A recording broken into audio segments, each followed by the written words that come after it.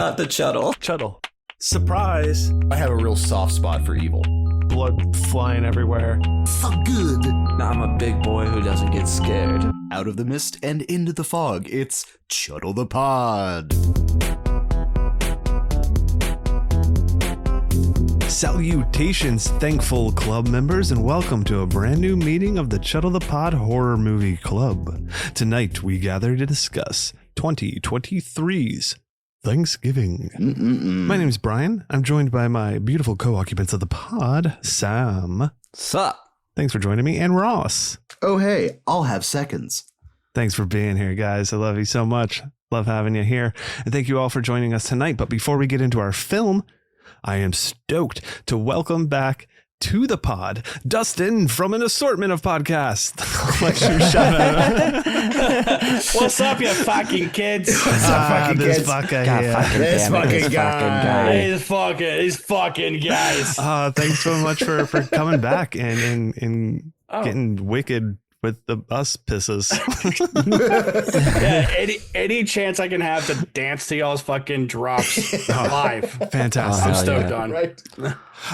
Shout out where people can find you, where you want to point any listeners towards. Let them know right away. Right. Well, I am one of the co-hosts of the Flicks and Friends podcast. We are a variety movie podcast. Right now, we're in the middle of Wrestlers Gone Wild, which is movies with wrestler actors. As of this recording, we just dropped The Girl on the Third Floor, What? starring CM Punk. Okay. Oh. I know the name. It's okay. It's a strong.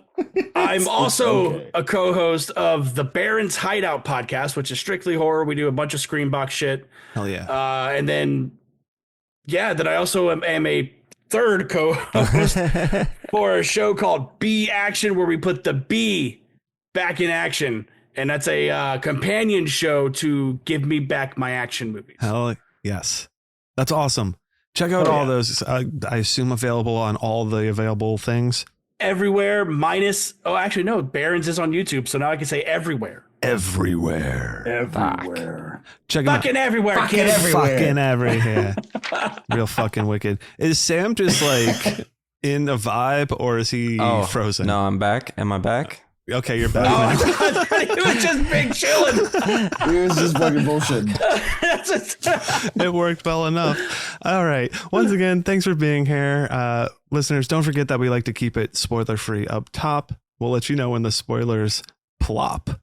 Sam is cutting in and out, so I assume he's having some issues. So hopefully it all works out well and you pop in and out of here. So if he's quiet at all, that's what's going on there. Last but certainly not least, we have a Patreon, and we got to shout out our beautiful Coven of Witches. Your sacrifice gives us life, and we thank your beautiful souls. Thank you. Obviously, we got the amount of back catalog episodes is a problem now. And if you Boggles don't the start mind. listening, Yeah. I would compare it to Willem Dafoe's Member. That's how That's how big it astonishing is. it is. Yeah. Our I catalog didn't has think it an was elbow. that big. It's Damn confusing. it, Ross. It is confusing. Listen, it's holding an apple and it can hold me up, okay? Yeah, we're having a problem, guys. We need you to go We in need there you and to listen to it. Go in there and listen to them. The more you listen to it, the more in control it gets it. So we have 3 different tiers, 3, 6, 9, all of them so fine. So thanks for being awesome and checking that out. With all club members present and accounted for, let's go ahead and open up that goo book and officially begin tonight's meeting. Give me that goo. Oh, yeah. Now that we got the goo, let's do some lines. Let's do some lines. Thanks, Sam. Thanks, Sam. Logline. After a Black Friday riot ends in tragedy, a mysterious Thanksgiving-inspired killer terrorizes Plymouth, Massachusetts, the birthplace of the infamous holiday. Good. Yeah, That works for you? sounds Solid. about That sells right. ya? It's fair, yeah. Yeah. That's a fair- Sounds that's like fair. it to me. I've seen worse. yes. Oh, yeah. We've read plenty worse. Way worse. On this very podcast, for sure. Taglines for this one. I only got one listed. There will be no leftovers. There you go. That Yeah. works a good because one. of Thanksgiving.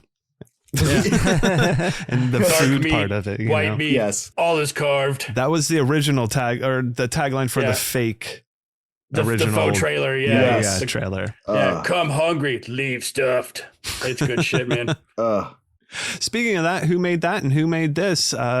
This one, That's right. Eli Roth, written by Roth and Jeff Rindle as well, with the story on that one there. Rindell. Mm-hmm. I've heard Eli Roth interviewed a ton. They write together. He's like a friend of his from growing up, I think. Awesome. Thank you. So this one has a stacked cast. There are a lot of people in this. Patrick Dempsey, Ty Olson, Gina Gershon, Lynn Griffin, Karen Cliche, I assume, Nell Verlack, Rick Hoffman, Derek McGrath, Catherine Trowell, Jalen Thomas Brooks, and I'm like still getting through it. Like this is all main cast people. Like there's a big cast in here. It's a very big cast, this movie. Amundsen, Amanda Barker, Shaylin Griffin, Tim Dillon, Chris Sandiford, Addison Ray, Tommaso Sinelli. I just want to get through a couple more. right, Jenna let's do Warren, Gabriel Davenport, Milo Manheim. That's good. That covers like our cast of like teens in it, as well as like the adults and anyone else that's It's a big cast. prominent. It is. You got a lot of moving parts in this one, which is fun. I like a big casted film with a lot of slasher with a lot of stuff. Especially going for on. a slasher, because it just guarantees a high body count and just a it's a nice, especially with slashers who done it. So you want to have, I would like having a larger pool. The more for a who done it, yeah, it's good. It works well. Then yeah, it's, Obviously, But you a couple. said Patrick Dempsey's name wrong. It's Dr. McDreamy. Oh, yes, that's right. Yeah, PhD. that- oh my, yeah, my wife, we went and seen this. She goes, "Is that Dr. McDreamy?" I'm like, "It sure is." Sure. I mean, Sure I was shit enamored is. with him. I loved watching You him bet on your screen. ass. Hey, dude, when we get to it, his Boston accent's the fucking worst. But we will. it's something. It's It's something. I got something for you about that for sure. Gina okay. Gershon. We got other names in here you might recognize. Anything else? I don't think I've seen a lot of these other, or maybe I've seen a lot of these other people in stuff, but I don't have anything popping off the top of my head, especially the teens, the kids. So like Ty Olson's kind of like one of those dad guys on TV. Like you'd see him in an episode of here or an episode of there, but there was a stint he did. I want to say it was like in 2009. It was an animated show, but that's really about it. And same thing with Rick Hoffman. He's another one of those guys, you know. But I don't know. I might have missed it, but did Roth have like a slight cameo in this? Yes, Like he did in the fake trailer. He always does. Yeah, That's okay. I missed it then. I don't know if I included it in my IMDb behind the scenes, but it was in there on IMDb behind. Okay. Yeah, he definitely did. yeah. I figured he'd Hitchcock himself somewhere in the movie, but I'm in the same boat. I don't remember seeing him though. I think that I think he's the voice for the voice changer. I've read that. I read that, and they likened it. They used his template for that, but the guy whose voice they actually used was the guy from the fake trailer. That's awesome. Oh, interesting. Yeah. I could find it or whatever, but let's move on to this. It's time for the gore. Fatality. Basically, on a scale of 1 to 10, Psycho to the Sadness, how gory is this film? We take a consistency score of 1 to 5. We add that with an intensity score of 1 to 5 to give us our total score. Sam, Yeah. how do you feel about the consistency or intensity? Either one you want to start with, but Oh, jeez Louise. Okay. Consistency. I mean, consistency is pretty good, right? It kind of starts relatively initial quickly scores, and is maintained. Yeah. if you want a little baseline, I went with a 3 for consistency and an intensity of 4, giving me a total of 7. I would have gone. Do you feel like it's workable? Move it up and down around that. I would have gone maybe a 3.5 for consistency. I could see that. But I agree with 4 for an intensity because it gets pretty icky. Yeah. True. There's ick for sure. Ross? Mine was kind of resting around the same thing. I think I had it at a 7.5. You know what I mean? But I was kind of because I mean there are some you get so I mean if you think of a Thanksgiving slasher, you're going to get quintessential Thanksgiving slasher gore in this. Mm-hmm. Yeah. Yeah, like great. themed kills. Like sure. themed kills, you know what I mean? Like Yeah, you better have themed kills, exactly. yes, absolutely. Especially when everybody's been anticipating it since the trailer. And then I feel with same thing with the consistency, because what the runtime is just shy of 2 hours. It's like 140, 145 with credits or so. 145 with credits or something like that. It's I'd be cool with like a 7 or 7.5. Because it's it's spread out enough. The cranberry sauce is spread up enough on this. Good cranberry spread. Yeah. It's not cranberry sauce. Oh no.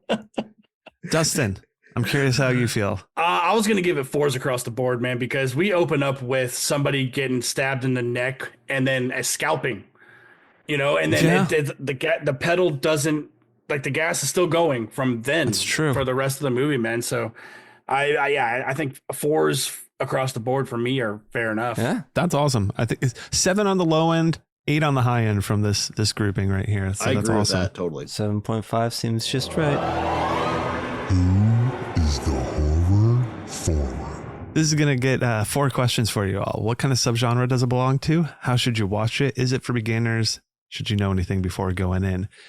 Starting off with subgenre, we've said it a few times already: slasher, teen slasher, mystery slasher, holiday, and I threw in dark comedy. Absolutely. Sure. It's a horror comedy, not a comedy horror. It's like a Scream. Yes, there's definitely intentional funny moments, and a lot more of them than like some other slashers for sure, type of thing that would lean harder into it. That's the only reason why. And it's obviously like it's not a straight up comedy. Exactly. No, by no means at all. Yeah, so that's why it's tacked on at the end. You get that little punch of dark comedy in it. Mm-hmm. And obviously, satire on consumerism. We're in consumerism month, and we just covered Dawn of the Dead. Oh yeah, we're talking about Thanksgiving. Be nice to retail workers, okay? God damn. Yeah, seriously. If there's anything you get out of this, if you celebrate, or if you have to work on it. I mean, either or. Yeah. Good luck. Been there. Yeah. Yep. How should you watch this one? I said with a group having a good time is probably one of the best ways to experience this. I saw it in the theater, which was awesome. Me too. Yeah. I think I saw it at Black Friday. At the dinner table. It was right around Thanksgiving. You want to watch it at the dinner table? Family movie night. Yeah. While eating your Thanksgiving meal. The little having, TV beating the table. Yeah. Not me, man. I'm going to be watching football, man. After like the Thanksgiving night, curled up, got a little bit of that turkey sandwich going on. This is going to be what I'm going to be watching, even though we literally are covering it. It's going to happen. Yeah, I could see that for sure. I will be watching football. We know, Sam. Is it for beginners? Wasn't a character. It wasn't. It's me. I think the kills in this movie are so over the top that, yes, if somebody, like, say you want to introduce your 13-year-old to a slasher movie, this easily can be one. Because, like I said, the kills are very comical. There's little to no nudity in it, which is wild for a slasher movie. Yeah. But, I think it can be for the beginners. If you're feeling up to it. I agree. I think it could be good for beginner. Yeah, it depends on the level of brutality you're ready to handle, because I see that as the one potential drawback. Really just depends where you are in your journey. Sure, but I think it is just so over the top that some, like, example, like Paul over on Flicks and Friends, his kid understands the difference between, like over the top violent night action movies and, slashers and shit. And he knows he can decipher what's, how to handle it as a 12-year-old, This is almost Looney Tunes enough that it kind of has that separate. Yeah, I see what you're saying. Comedy, that dark comedy, I feel like adds to it. It's that drizzle. It's that drizzle right on top. It's that gravy, baby. It's that gravy. Depends on the maturity of the kid, whatever. But totally. I think it could be good for it falls into more beginner category or could be for beginners. Than not so much for me. And I don't think anything is necessary to know before going in. There's no big things you need to know, plot points or just stylistic choices of the movie or anything like that. About. Just the story of things. Go ahead and just go read up on the story of Thanksgiving. And but with all that said, you gotta know who John Carver is, okay? Yeah. Learn your history. I didn't really know before going in, and I felt fine. Or maybe I did, but forgot. I didn't even recall the trailer. Fapping out my window, fapping more and more. When the Mothman comes a fapping, these are the warnings on the door. Our Chuddle Harbinger of Doom came by and has some things. Vomit, big time. They're not big time, but twice for sure. And it's gross. Don't even remember. Totally. There is. I remember one. There is cannibalism, ish, to an extent. Is there? Sure. Yeah. Well, they don't eat it. They don't eat her, right. But it's like it's presented as he's preparing her as if they're about to eat her. Yeah. I mean, it's kind of typical fare past that point. Yeah, you know what I mean? I think so. I'm going to say we haven't ever really, everyone probably knows about this. Does the dog die? Does a good job of like doing so much more than just letting you know if the dog dies. It covers so many different trigger warning types of things. So if there's anything specific to you guys out there that we don't touch, just go check out that fucking site and they'll get you covered. There you go. Yeah, our Mothman is hit or miss when it comes to this Mothman, he's always fucking fapping, so it's like hard to say what he's going to come out with. Besides, I mean, have you seen the statue with those cakes? I wouldn't imagine he's fapping everywhere, man. Right, exactly. Those fucking that's how he got buns caked are up. like, caked up, man. His cheeks are always tight from fapping. What you doing with all that ass? All right, let's get out of the fap zone and have it over to the zone. Spoiler zone. All right, it's time to, before we, cut into the full movie, let's get into the goo behind it, and that's IMDb behind the scenes. So, up top, Eli Roth wanted all the film's kills to not only be gory, but creative, paying homage to the creative kills of the golden age of slasher films, such as Friday the 13th, Nightmare on Elm Street, Night on the Elm Street. You know that one? There you go. Yeah. That's not so bad. That's with Freddy Fingers, right? My Bloody Valentine. Freddy Fingers. Freddy Fingers over there. Look at Freddy Fingers, Nightmare on My Street. Like, yeah. So a big, paying homage to having these fun creative kills and stuff to it, which is, it gave me such, I mean, obviously maybe because it's just a specific like holiday, but it gave me such My Bloody Valentine vibes. Just because of like, I just like the fact the suit design. The suit design and also just real leaning into the holiday murders. You know what I mean? Like, yeah. And most, the shot, like most is it slashers, when he drowns or he doesn't drown her, but puts her face in the sink water, like first victim, isn't there face being put in water that we see from in the water looking in the up showers in My Bloody Valentine? Oh, absolutely. I think that's probably absolutely a direct reference. I've been so much slowly going through Eli Roth's History of Horror podcast. So I've heard him talk a lot about horror because a lot of it is him interviewing people about horror. And I'm positive that it's intentional. It's for sure intentional. I'm going to say yes, because I didn't include so many trivia points because it was like, this scene was inspired by this movie. This scene was inspired by this. Like, there's definitely a lot of homage to it, which is really fun with it. I guess I like his movies for the most part, but what I like more than his movies is hearing him talk about horror. Yeah, he's very smart on the subject for sure. Yeah, when this movie came out, man, it was like a breath of fresh air because it reminded me about the sensation I got when I watched Scream for the first time. And this movie did the same exact thing. I was like, fuck, dude, like this is what we needed.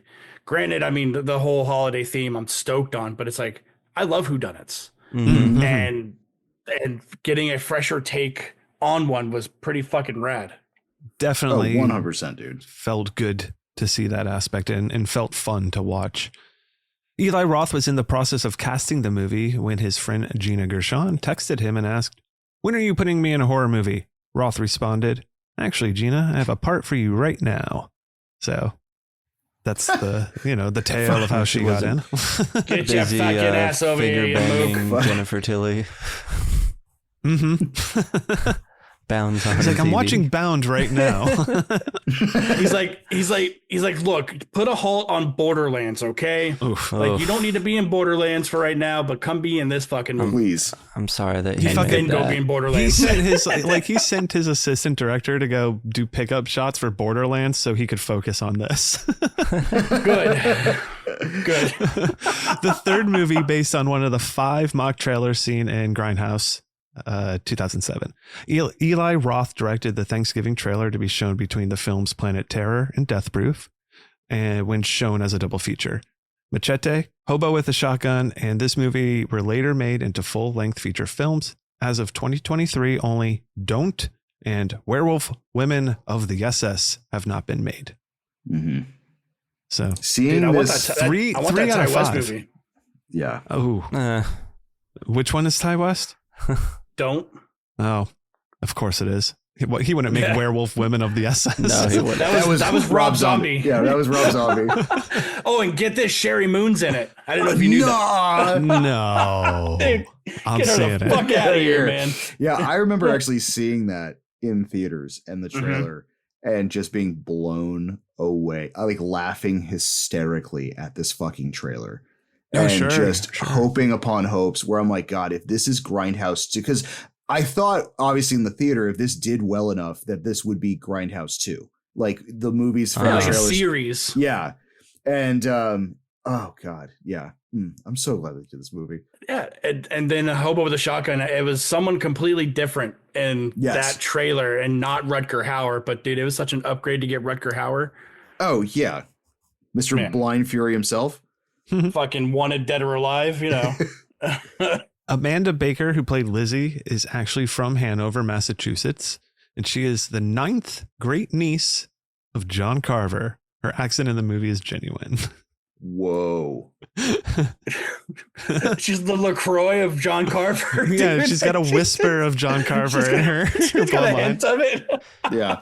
Do you guys know if the... Which Oh, yeah, he did write it. Sorry, I was stuck on Hobo with the Shotgun. If the guy who made the fake trailer of it is the guy who made the movie. I think so. It is, because it's the same guy who Yeah. made Treevenge and Kids vs. Aliens. Fucking Yes, Treevenge, dude. Treevenge rules. That movie's a certified Chuddle of ours. That got Yes, it is. 5 fingers from all of us. 14 minutes of fucking story, and it's awesome. It's amazing. So- Check out It's the holiday season. Check out Treevenge, everyone. Treevenge, yeah, That's yeah. good one. It's on something. There's shitty versions and there's better quality versions. Yes. We found Ross that out watched the very shitty quickly. version. We The learned worst. that when we were talking about it. The killer's costume is inspired directly by the iconic paintings of John Carver, who was one of the pilgrims on the Mayflower voyage. The mask they wear is a recreation of Carver's face. The killer in the film is nicknamed the Carver because of this, obviously. John Carver. The fucking John Kava. Carver. Come with me, Fucking John Carver. Kid. Yeah, great character. I love the look of this Yes. slasher. Oh, it's And the like name. it's cemented as like I don't say an icon, but it's like he's very recognizable now. And that mask alone, dude, is so good. Mm-hmm. Love it. It is, dude. Kava. It was so refreshing Carver. to have John a fucking Carver. John fucking Kava to have a masked killer like this again was just so fun to see in a theater. You know what I mean? Mhm. Where it's like, Certainly. I mean, you get hints of it because I mean, I don't know. Like having what was Happy Death Day. I like the killer in that one, but it is so gleaned into a comedy that Oh, like, it's a this comedy one was- horror, not a horror comedy. or comedy exactly. So having one where it's like, If you I were to love make the them themed distinction, killers. you know what I mean? Yes. Dude, Oh, and totally. the mask just gets better throughout the movie, and then especially when he sets that shit up on the fucking oven Yes. and Yes. it's melted. And then he That's just has the a stack of best them. part. Yeah, like Oh yeah, it's the tearaway mask, dude. Yeah. It's like he fucking Yeah. throws them away, everyone's fucking handing them out, kid. Wasn't it weird that he asked for a whole stack? No, it's cool. Yeah. He's got access. Can I get 20 of these? Why? Don't worry about Things. He just really likes fucking John Cava. I'm a big fucking John Cava fan. Get off my fucking dick. With an 84% Rotten Tomatoes score and a 63% Metacritic score, weighing the overall critics' reviews, the film is the most critically well-received Eli Roth horror film. I believe Really? Yeah, it's probably the most accessible. Like It's again, for probably my beginners type favorite. of It's thing. been a long time since Yeah. I've seen one, and I haven't seen. Is it Green Inferno? Oh. Yeah. It's like US. It's basically the US version of like Cannibal Holocaust. It's yeah. Cannibal Holocaust. It has In the- Cannibal Holocaust, they are making a movie called Green Inferno, which is why that's Sure. called Green Inferno. Oh, Great Inferno. Again, I've heard I don't Eli know. Roth talk a lot. Have you been listening to any dig the podcasts first of his? Hostel. No, he just sits outside his window. You're fapping outside of his window. That's what You're it is. his Eli Roth's Mothman. Mothman. I dig the first Hostel, man. I think it's fucking rad. I haven't seen it since it was theaters. it was a trendsetter for that type of horror, Sure. man. And then after that, we got Borderlands. Mhm. The House with a Clock on its walls. That one actually I was haven't seen that fun. one. Patrick Dempsey's agent reached out to Eli Roth to express the actor's interest in participating in the movie. Roth was excited about the idea, but said he didn't know if the production could afford Dempsey's rate. His agent reassured him, no, Patrick really wants to do a horror movie. He read the script and he loved it. Dempsey grew up in a small town in Maine and was able to use his natural New England accent, which he had to lose when he became an actor. Ha ha ha ha. It's so bad, though. It's so bad. I love it. I love was absolutely everyone's accent in this. It's all a thick bad, as good, fuck. whatever it is. It's all fucking wicked. It's fucking wicked. They fucking fuck. Exactly. Right. So that's all I have up top here. A little bit more. I wonder. I think I have. Why didn't they bring him into Scream sooner? I don't know if he's going to be in 7, but he's presumably married to Sydney now. Oh, sure. Patrick Dempsey? Yeah, Detective Mark Kincaid. John Carver is married to Sidney Prescott. Yeah. Well, Ooh. Don't she know? different guy. That'll be the twist. That'll be the That's what I'm twist. saying. It's going to be the fucking new Freddy versus Jason. Yeah. It's Ghostface versus goddamn John Carver. John Carver. Ooh. That should be fun. Fucking Cava. John Ghost fucking Cava. Go- All right. They So melt together. let's get into this movie here. Let's do Thanksgiving it. opens up as Thanksgiving.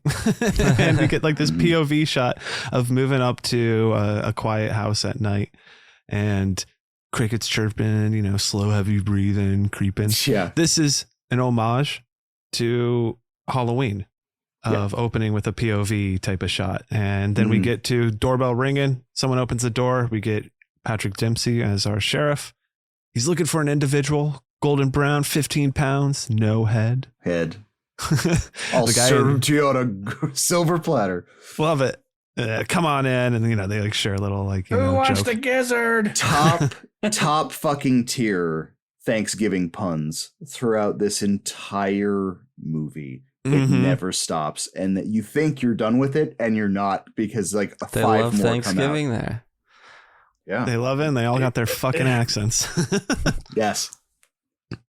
Which is like, I was thinking about it, and obviously it's probably will be referenced in other things, but it's like Fargo, what Fargo did Oh, for sure. the thriller of a movie. You throw Oh yeah. fun accents into it, and it just kind of can elevate a movie to some levels. Mhm. I can't not talk about the fucking Departed and call it that any time I talk about Departed. Yeah, that heavy. Fucking the Boston accent is so strong. So And strong. everyone is just like eating it up and playing good. with it. It's so good.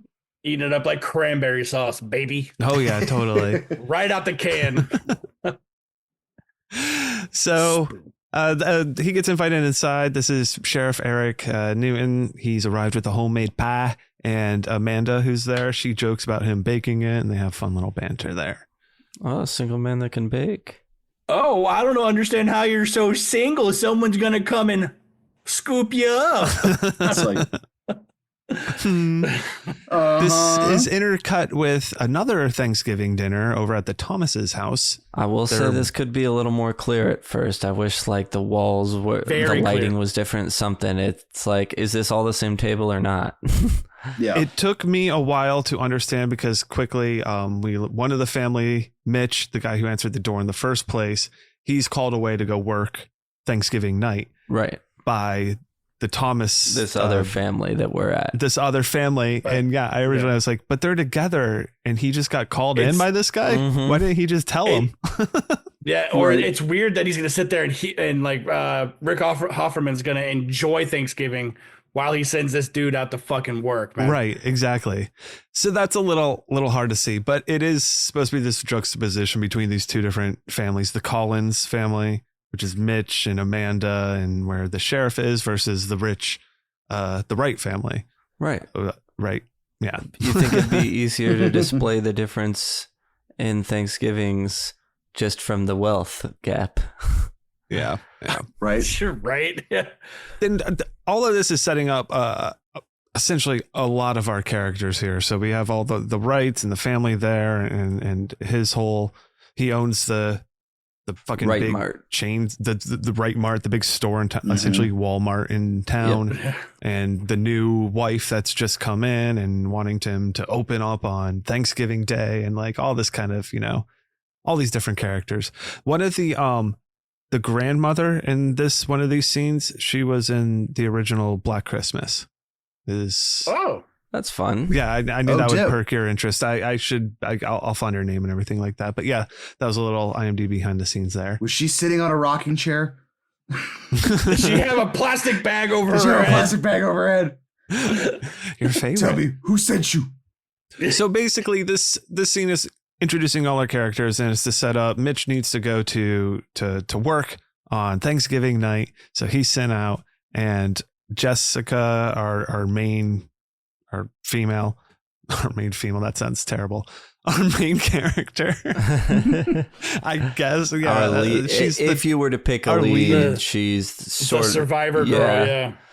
Even though it is just because she's the daughter of the Wright family, Mhm. and again I guess big ensemble. She's the ninth niece of she's the Wright ninth niece family. of John Carver.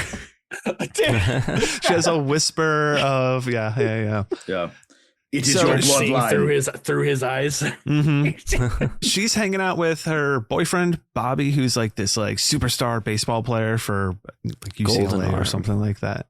Yeah. I think he's still in high school and he had like a full ride to whatever college he wants. He's yeah. about to. Yeah, this is his last. Yeah. This is his senior year. Yeah. So he's got the fucking superstar pitcher arm and everything, which, as soon as they call someone out for being a superstar athlete, like something's gonna fuck up that Not going athlete's to go well. prospects.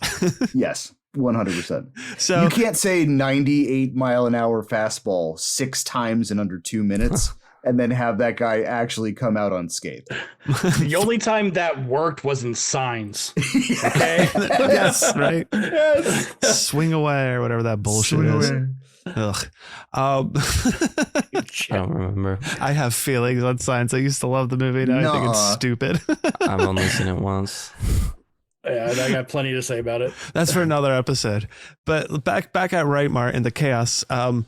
So Jessica's friends come pick her and Bobby up. They're going to go out for a movie and, go hang out, whatever. This is a rowdy bunch of teens that we start getting introduced here. We learned that one of them was in a fight with some Hanover fucks earlier in the Hanover night. kids. That's Fuck Fuck Hanover. Hanover. Yeah. fuck This Hanover. is like it's like the perfect storm of fucking shit. You know what I mean? Where it's like all of these different people are going to be converging on one area.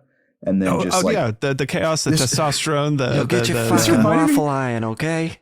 this reminded me of like Final Destination in the fact where like you can see There you go. Sure. all Yeah. the cogs starting to form on the Rube Goldberg machine, and you're just like, oh fuck, oh shit, oh. If you look closely, you see the wind blowing in the all the scenes. That's pushing everything. That's death doing its thing. So yeah, again, characters like they were getting a fucking fight. One of the guys broke his phone, and they was like, let's go stop over at Right Mart. I need a new phone. Let's go pick up some shit. One of the girls needs some new lipstick because someone broke it. So now we start converging on the Right Mart. We get the teens hanging out front. They go fucking pull into the thing. You get the crowd, the big crowd outside waiting for the Black Friday sale. Big fucking crowd of all of the very angry people, all waiting for waffle irons. Like this is I think the that's the scene. biggest. Oh my god! Hey, that's my favorite thing to watch on Black Friday are the videos of fights. Yeah, over the dumbest shit. My biggest, it doesn't happen anymore. Yeah, that was my biggest gripe when I this saw is very this. I was like, this is like 10 2008. years old. Yeah, if not Sure, longer. okay. Yeah, exactly. That's when it feels like. But this is when we meet one of my favorite characters of this whole fucking movie, dude. We have not Matt Damon standing there in the crowd. Is that the Hanover fuck? That's the Hanover fuck that got into the fight with the kid. Dude, he's the fucking best because that is 100% some kid just being Matt Damon. He's actually the ninth niece. Yeah, this scene is so full of terrible and wonderful and ridiculous Boston accents of people yelling at each other. Yeah, you'll get your fucking waffle iron. Oh my god, this shit's fucking crazy. Let us the fuck in. Like all this shit's like blasting off with all these fucking characters. You're meeting like some of the security guards. There's only like two of them maintaining this whole fucking crowd here. And essentially our group of teens pull up. We meet another character at this point, Ryan, this dude who's trying to like mac on Jessica, but the lead she's not zombie really in into front him. of zombies. In front of her boyfriend. Right. But he gets pulled away because like people are like fawning over him. Oh my god, you're the cool pitcher. Like, do you want to go to this like party like beforehand? Like, but you could drink with me, but like we could play around and then like you could just like go to that other thing if you want to. You just like stop. Yeah, right. Okay, Ross, so have you we'll seen get it. Zombies yet? The Disney movie musical where zombies have like became a thing, but now they're like they can be controlled, and the high school gets like desegregated, and it's like a Romeo and Juliet thing with zombies and humans. No, He's mentioned this before. It's a Disney Is thing. he in it? He's the lead like zombie guy. He looks like a he's lead the zombie lead. in a Disney musical. It's a about totally zombies. different type of character. it's the same character. Yeah. So this character, this guy Ryan, does he suck? Like, yes, he sucks, but like, is he like how He like his actions as a person? He's not okay. So he's not somebody like I'd want to be friends with, but he's not flyboy piece of shit. He's like mid-tier piece of shit. But he's Where kind of it's- slimy, right? Like he Yes. does have an ick on him. he the does sell thing that drugs. that makes No, me he buys dislike drugs. him. he Yeah, buys he's drugs? getting Adderalls, Yeah. Addies. You know the Okay. things Addies, that you know. Addies. smart kids do Some when they fucking go to Addies. like whatever school Yeah. while Ivy you League tow college. our Porsches. Mhm. If that line alone is what makes me feel that way about him. If that was not in the movie, I might feel differently about him. But yeah, I feel like he he sucks. gives off this aura of like Arrogance. arrogance, but also how he's trying to get with Jessica seems like I need to trick her and like get her to fall for like type of like I'm going Yeah. to trick her He- to like me. I need It's to more- trap it's her more- into Yeah, it's like bamboozlement. Like his next step after this movie is done is baby trapping her. Like he's gonna be He- piercing condoms and shit. You know what I mean? Where it's like, Oh this my is god. like no. Wait, I'm sorry. He's just You're not wrong. No. You just see him like you just see him like put his arm around her, but like drop something in her drink real quick. Yeah, and, like it's this. but no, I Yeah. think he has the prey mentality because immediately after what's about to happen, he preys upon her vulnerability, Mhm. and that's what coaxes her into dating him is the fact that he was there. And yeah, he played the Bobby rebound wasn't. and like Easily slid right in there, but that's pretty fucking sleazy. yeah, it felt like it was like opportunity. I'm saying, Yeah. Oh, dang, your but boyfriend it's like it's never left? blatantly said or put there, or you see it, but I just feel that ick, and so that's He's just curious how you all But to be felt. fair, most guys, especially at that age, if they have a crush on a girl and then they get broken up with, try and date that girl. I don't know. At least I don't in need to be at least fair in to that Boston. guy. At least in At least in Boston. Plymouth. That's how they do But it in only Only fucking Boston. only if you're the But- niece of John Carver. By Boston standards, golden boy. Oh right, I mean, Yeah, if we're talking yeah, Boston yeah. standards, Standards. yeah, this dude's Like, a fucking guy's saint. Fucking This guy's a Prince fucking Charming. saint here.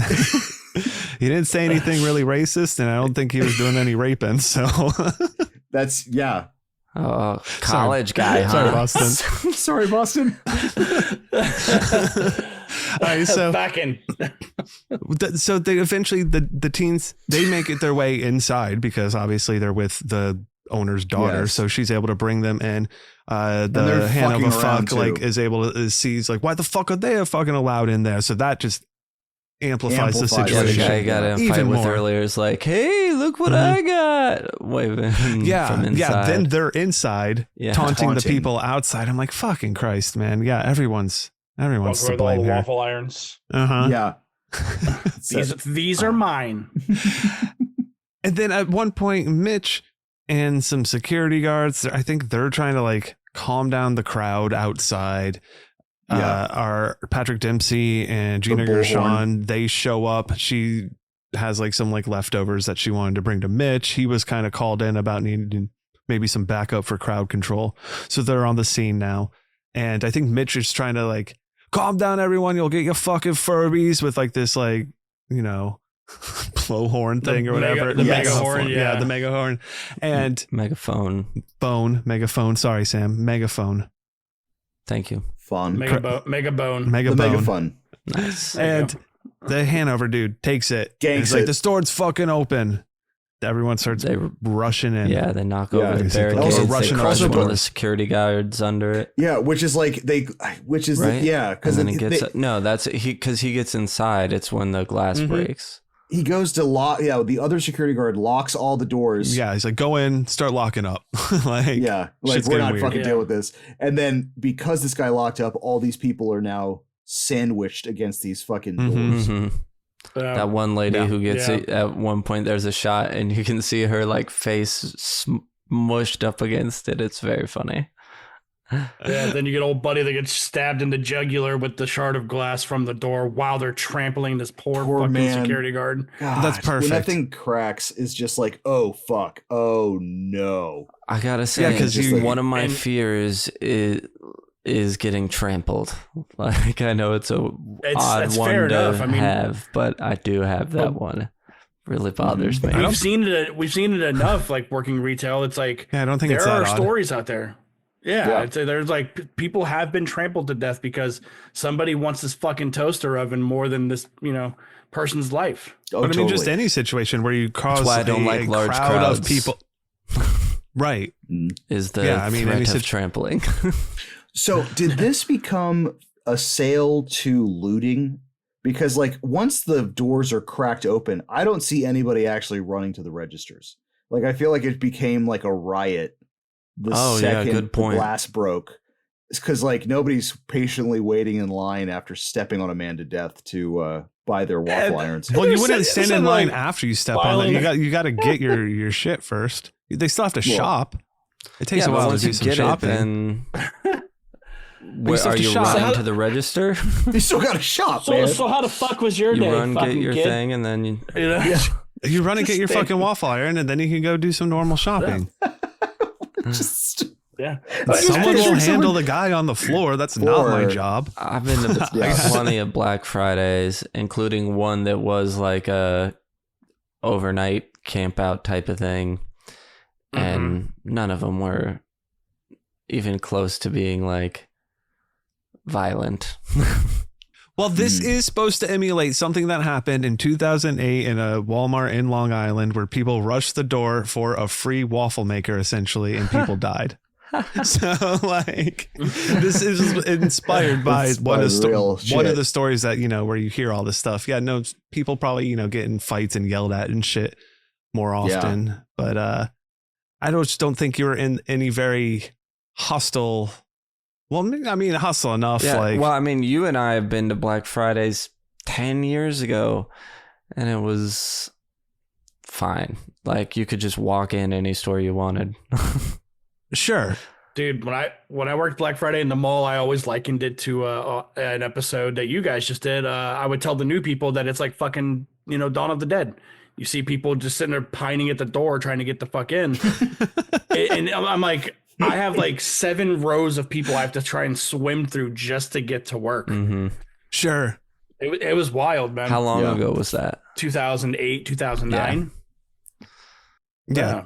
Around the same time this movie's supposed to take place. Well, that's the pinnacle of it. Is it supposed to take place then, or does it need to take place then for this part to make sense?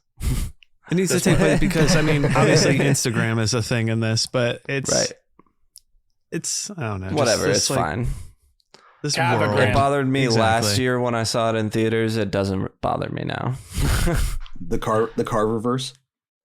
Right, because I mean, realistically, yes. The problem you're talking about is the fact that nobody waits to do any of this stuff more anymore, because Black Friday is fucking. It's Black Friday month. It's like Black Friday now. Deal.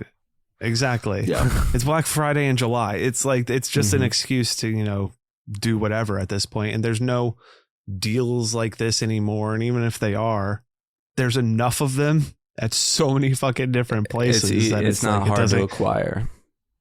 Create this kind of stir. How bad do you want waffles? Yeah, exactly.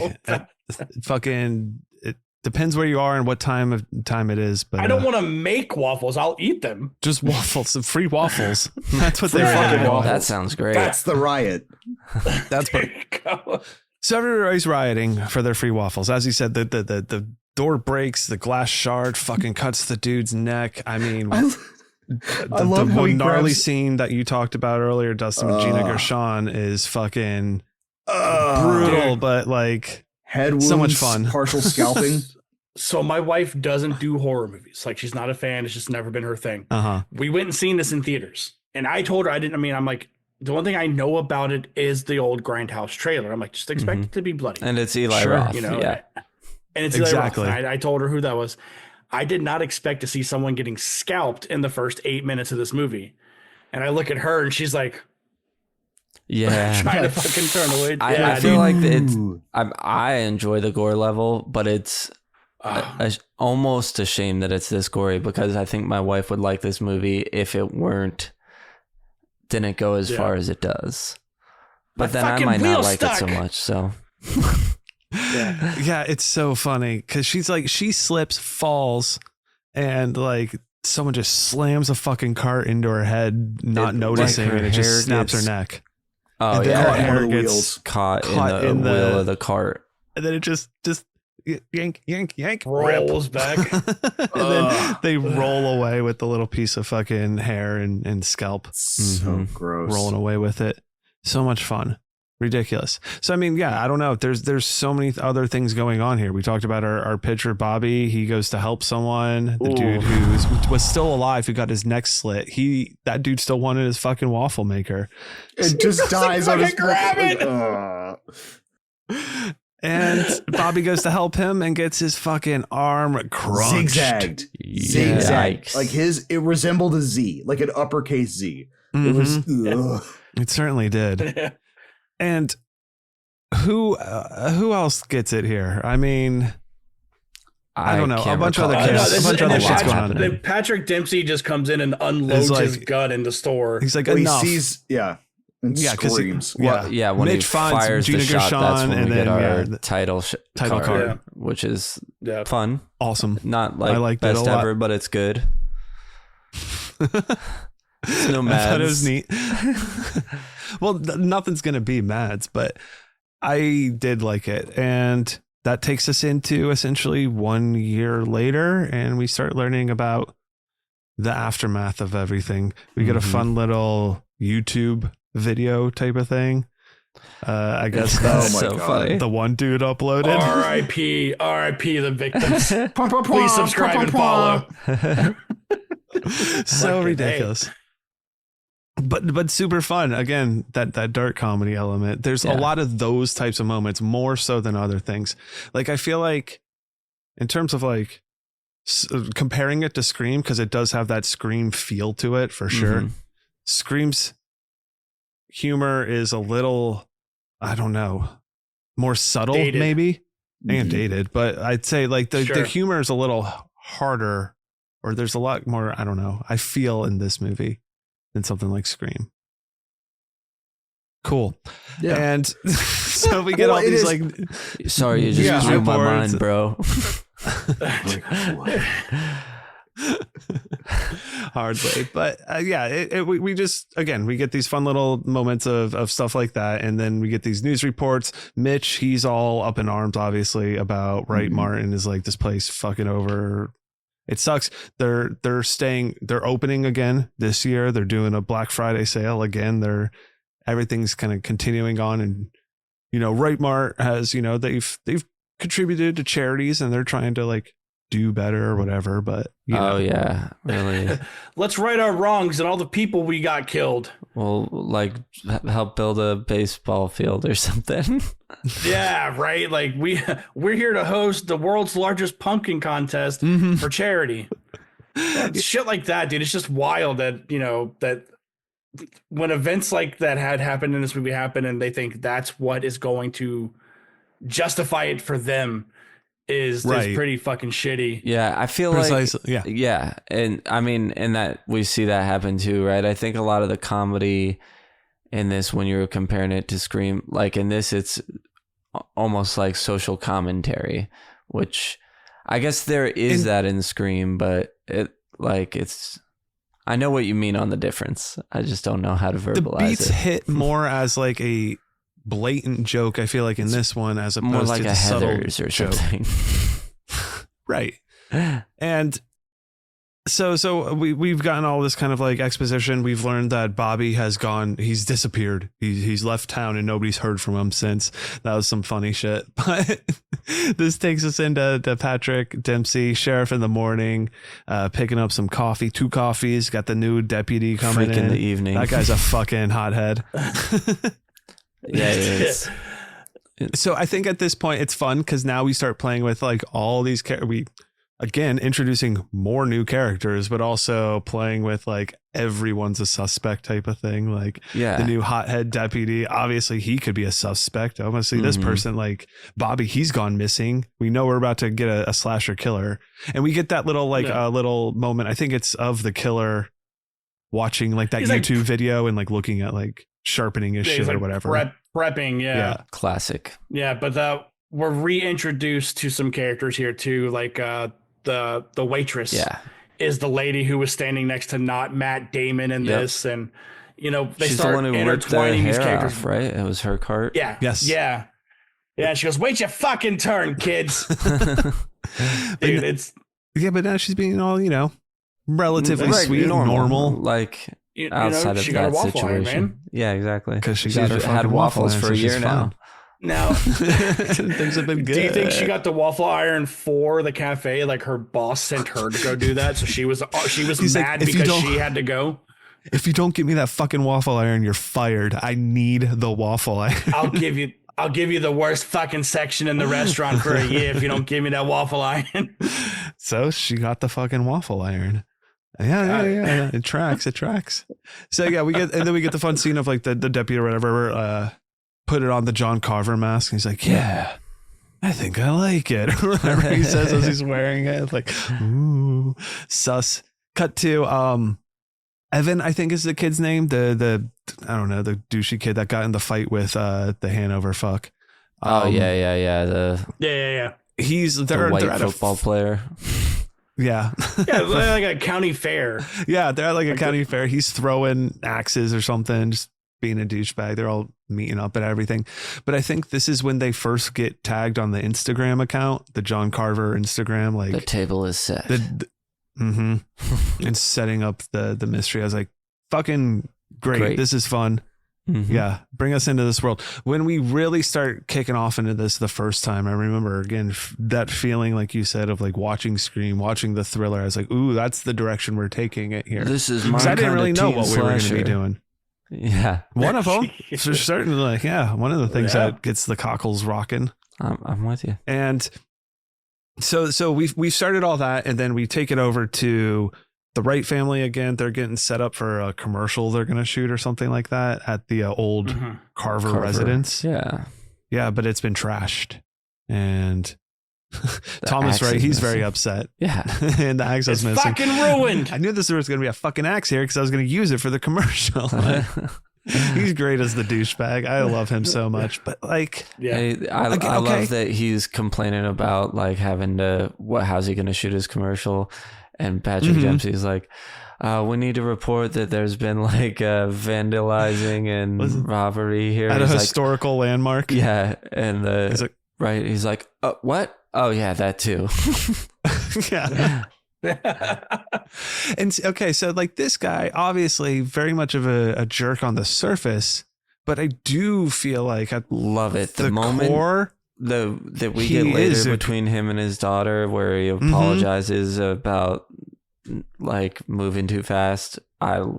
That's such a great moment. I was very happy with that character development of that. Yeah, he's Mhm. not actually you'll get into, but not as big of the business douche. He's or not whatever it is. cold-hearted. He may have. Exactly. There you At go. that point, he's being her dad, not the fucking owner of Right Mart. Mhm. Right. And he talks about kind of, he's like, I was in a really, because her mom, his wife died. Yep. I don't know if we know really what happened or anything, but whatever. She passed away. And so Ooh. that's when, Save it for the sequel. oh, she comes back. She is John Carter. Right.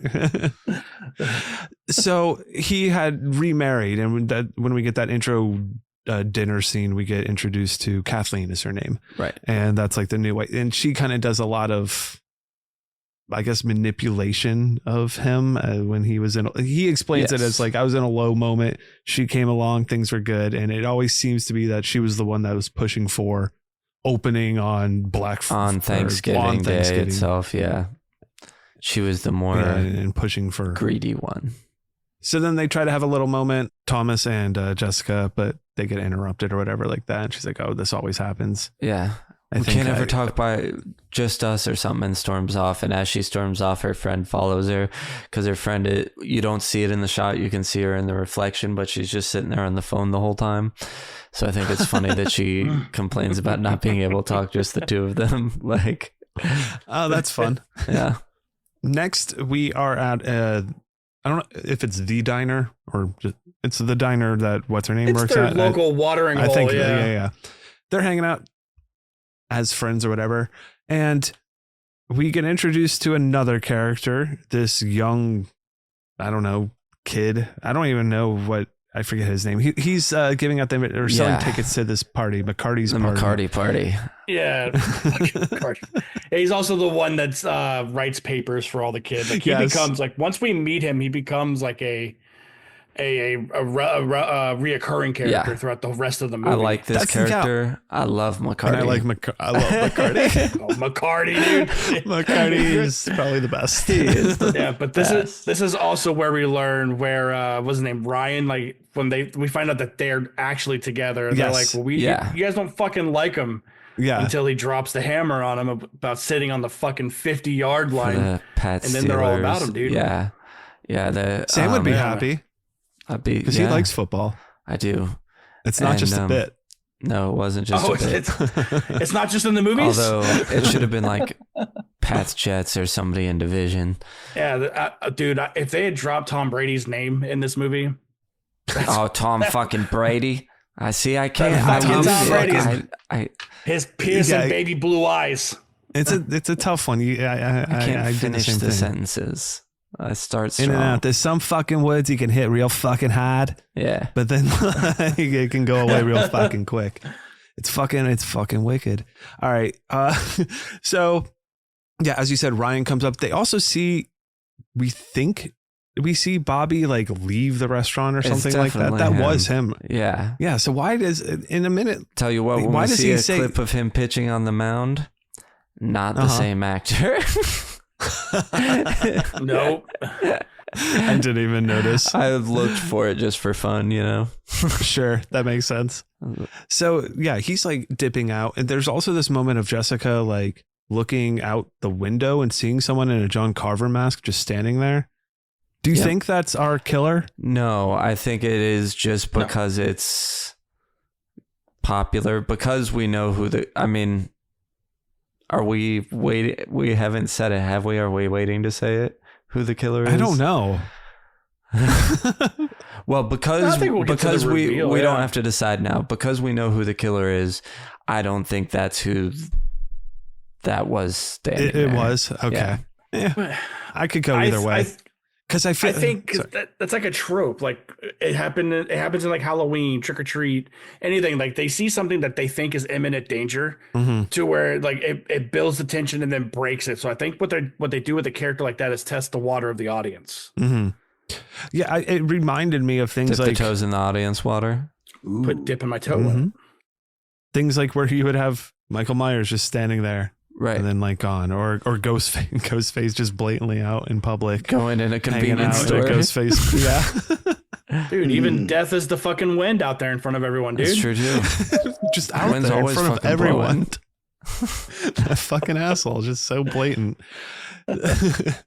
And so then after this, we get another little cut to John Cava sharpening his axe as he's looking at like a still from security cam footage, or no, from the YouTube footage of the woman in the diner who was part of everything. So we're like, oh, now it's time to do something. Cut to our woman at the diner, and she's closing up for the night, and things are starting to get a little spooky. And John Carver comes on in, and this is just a fun little action scene of him chopping out her hand, slices her hand, so it gets it all bloody. And then I love, this is gnarly. As Sam said, putting her head in the water, in the tub of sink water. Fun shot. Always getting those kind of shots are always fun. And then opening up the freezer door and then slamming her head against the freezer door and then pulling it off. Well, he doesn't pull it off. He sticks her to it. Well, she doesn't. He just sticks her to it, but but then she like pulls herself off. he goes to get his axe to, I'm guessing, maybe chop her head off. He goes, let me fucking ask you a question, kid. Yeah. I love the fact that the aftermath of that, after she narrowly escapes death, rips her hand and her face completely off of this, and like flesh is still dangling from the freezer. Yeah. I love the fact that we get that shot of her in the goddamn storage closet, can't use her thumb or fingerprint to open up her phone, and facial recognition doesn't work because half of her face is missing. I was just like, that's... Listen, kids, should this ever happen to you, hey Siri, hey Google, plenty of options for you. If you're I'm just saying, even more simple than that, just there's plenty of ways to wipe that blood off of that phone. And I don't have Say Siri my turned phone on. makes me enter a code if I can't look at it. That would be my problem. Is like, I'd be yelling "Hey Siri," but it wouldn't be turned on. So I would be then the killer that would just be hearing me like yelling at my phone.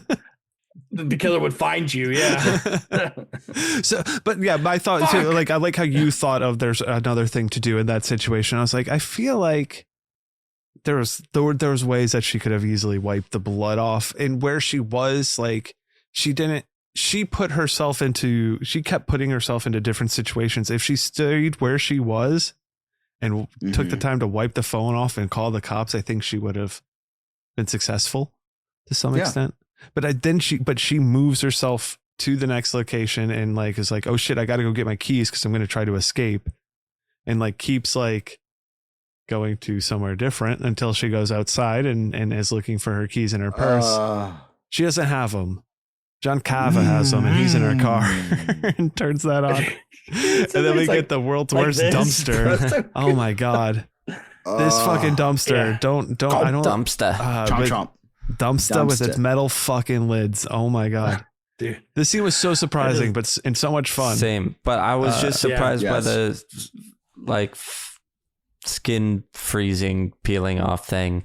I will say, somehow at every turn, almost every time we get a little gore set piece, I was like, whoa, didn't think they would go there. Oh, totally. When she's like literally sheared in half. Although I am a little disappointed in this film that there wasn't a 50% off sale joke with a woman cut in half. There is. There was? There is. That was the thing. Immediately after. Oh, is that the thing? That was the joke, yeah. Oh, okay. Yeah, but I like how she's looking for her fucking khakis and not in her khakis. Yeah, because it's on the star, right? It like lands directly on the fucking... The bottom half of her... Okay, so we cut to a scene of at Right Mart. We have a whole fiasco going on there because the bottom half of this woman is sitting on top of the star, which is the dot in the eye of Right Mart. Yeah. And you get that shot up on the building, and right next to it, it's Black Friday sale up to 50% off. Directly. So there's at least one in relation to that kill. What's his name? Evan Hare, football player. I can't believe I blacked that out of my memory. They also, when they're all chatting in like the barber salon in the school, they say something about Right Mart was having a 50% off sale. It was like, well, I think we need to do something before we're 50% off. So you got two. I want to just know how John Carver like put that there, you know, like hoisting it up there and just like dropped it. How many times do you think he had to try? You know, the guy on TikTok that throws plungers at the fucking. I want to see him filming That's what it's like. Like Dude Perfect, where he's getting it, he drops it, it lands, and he like turns the camera. Starts like running around freaking out. First try. They have security footage. They say at one point they're like, yeah, we have footage of someone in a John Carver outfit lowering the body onto it. Why didn't I see it? Right? I want to see that. Give us the special features, the DVD special features, security cam footage of John Carver lowering the legs onto the star. The Carver cut, yeah. Ooh, the Carver cut. Yeah, give me the Carver cut where it follows. It's just him, his POV. Next, we're at high school. This is where we get Evan. He meets up with our McCarty's little, I don't know, lackey boy, the underling. Yeah. This is where we learn that he writes papers for him and stuff. He's like, yeah, I got a paper for you. It's something I think she couldn't have done it better herself. And I was like, oh, he's setting you up. I'll pay you next week, or I'll pay you next month. That's what you said last month. Right. Yeah. And this is, I think, when we meet McCarty as well, because we're in school. The kids are like walking out or something at some point, and he rolls up in his truck. He's like, I could sell you some guns. Why doesn't everyone have guns? He's really into Shark Tank and Mark Cuban. Yeah. Yes. Thinks he's Mark fucking Cuban. Mark Cuban would fucking love it. I'm an entrepreneur. It's like, but no, I'm not selling guns to kids. I'm selling alcohol. Alcohol. And so that was our first introduction of that character. The other thing I love about him is when he's introduced, he's such an asshole. Like, I couldn't imagine liking him. And then by the end of the movie, he's one of my favorite characters. If not my favorite character, probably. He's got that good old masshole. Yes. Yeah. Heart of gold. There you go, man. A masshole with a heart of gold. Intercut within all of this, we're playing into the thriller mystery aspect. The sheriff is investigating, trying to figure out, ask questions of the various suspects in town, all the new people coming into town. We're setting up our doubt of characters of, we get Jessica talking with Bobby being like, I saw you yesterday at the diner. He's like, I just came here today. No, you didn't. It's like, yes, we fucking did, bro. Fucking yes, we fucking did. Liar. Does that any come back in any way? Why he lied or said that? No. Yeah. Okay. I was like, that's just okay. Just so herring. He's back in town. Yeah, I guess so. Heart of There's herring. plenty of those. A heart of herring. I think Jessica helps the sheriff identify a couple people in some of the videos, or he's at least asking for a lot of help from her, being like, I can't do, I need your help to identify some stuff. You were there. And can't trust anyone. The security footage as well. I really need your help. Has gone. I couldn't do this without you. Yeah. It's the small details, kid. It's the small details that get him caught. And we also learned security footage from the night at the Right Mart has been missing, I think. Erased or Erased. deleted. or something it was like working that, perfectly. We get Mitch like talking to a reporter. yeah. It's like it was working perfectly at the beginning of the night, and now like all of a sudden it's deleted. How convenient. Jessica decides she also like wants to start looking into this and everything. We also get a little confrontation. Ryan comes up and Bobby's like, "Oh, here comes Ryan. I'll get rid of him." And then he comes up and it's just like total. Puts his Oh, arm hey, around babe. her. He just sticks his tongue down her throat right in front of Bobby. I love the way he plays the douche. Here. Yeah, looks Dude, like it. In this scene, he plays this douchebag role so well of like talking to her, but looking at Bobby and then like just laying like, "Oh, hey, Bobby," or whatever. And he the way does they that, have I'm him like, "You fucking dressed prick." too, and the little gold chain, like it's all it's perfect I know for we being just like a covered this. arrogant, rich a-hole. Oh, totally. I have it in my mind where I feel like this is Flyboy's grandkid. It's actually the ninth Ninth generation niece. niece. My favorite interaction between them two is the next one. Like that's the part that fucking kills me every time I see it. Which one is it? Dude, it's when they're at the high school The and Addies. after everything had gone down. Oh, okay. And Bobby Yes. puts his jacket Yes. on her. Oh my god. Yes. Yes. Oh, yes. yes, And he yes. walks up and just shoves it off her and hugs her. So good. I love that shit, man. That's so fucking good. Oh yeah, perfect asshole move. So the next cut is to one of the security guards. I forget what his name is. The one who ran away. In the initial interaction, he's like, "Fuck this! I'm fucking out of here," and he runs away. He's got a So thick one. he's Accent. oh yeah, his is He's got a thick one, all right.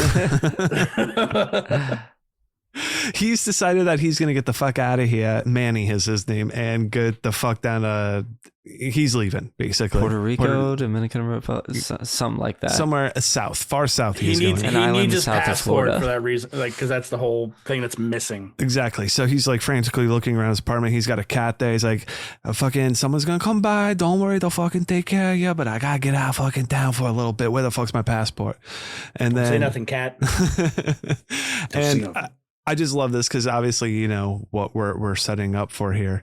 And it starts with him, you know, he, I guess, realizes someone's there. So he picks up a bat and is like, trying to act all I'm a fucking security guard. Well, I kill he's people about- every day. He's about to leave and go downstairs, right? When his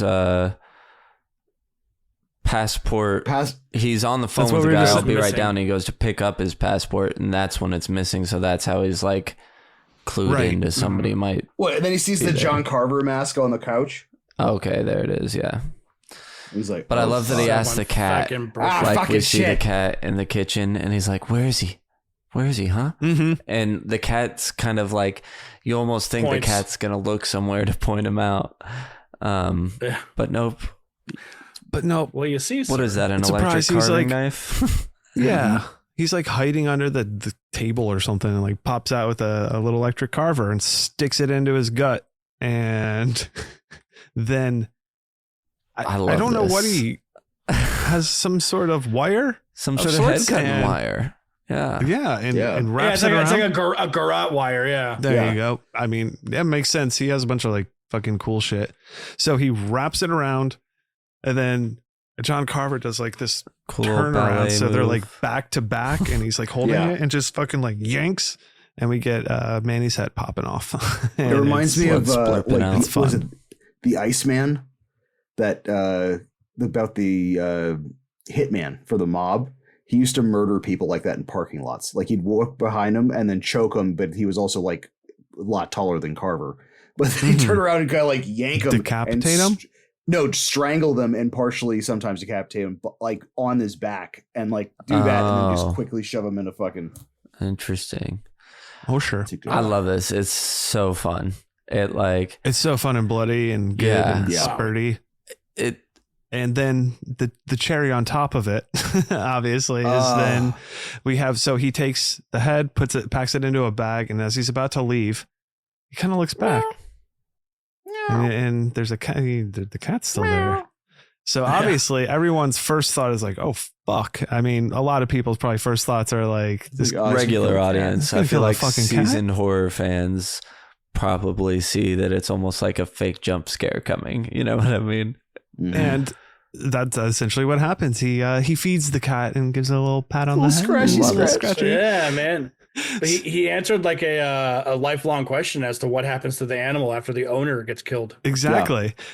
A couple things on this. Eli Roth said the cat in the movie was such a good actor and performed on cue that he called him Leonardo DiCaprio. No, I love it. The name of the cat is Tonic. What? And he previously starred in Pet Sematary 2019 as well. And Eli Roth also wanted to answer the question of what happens to the pet left behind once the killer dispatches the owner, citing the question, who's going to take care of the dog now that the owner is dead? So he thought about that as like, I'm putting that in this aspect, as you just kind of said. That's so funny. Well, at least after he's done with the dry kibble, if nobody finds the body for a few days, at least it's a bountiful feast for that cat for a while. There's another. Or John Carver just starts adopting all these animals, and someone's like, "Why the fuck are there 9 cats down here?" That's the little detail that takes it That's away. the small detail. That's the small detail. He's a cat hoarder, and he goes, "What happens? So I murdered all these people with cats." He's a bad person, but he's not an animal. Okay. Sam? It's all Leonardo DiCaprio's ex-girlfriends. After they turned 5, they needed a place to live. Mm-hmm. Whatever that is in cat, whatever 25 is in cat years. Yeah. So yeah, I mean, obviously this is, and I remember people when we were discussing things about this movie afterwards, I remember like, that's fun. I mean, it was fun to see, just a fun little. Oh yeah. It's give him a little scratchy on the head. And it's like, cause he's not a, he may be a killer, but he's not heartless. Like, it's true, and because when he's only killing specific less, people. That's the thing. He has a very specific set of people that he kills, and other people that he just like tranquilizes. Hordes. Yeah, he's a people hoarder. And then we get more fucking investigating type stuff. John Carver setting the head on the dinner plate, sleuthing. Thank you, Jessica's at this point looking for the deleted footage because she knows that Kathleen deleted the footage, but there's a backup copy at the house, so she's able to get that in Dad's office. It expires one day from last year. It backs up for a year. When is that over? Tomorrow. Yeah. The fuck out of here, man. Better than yesterday.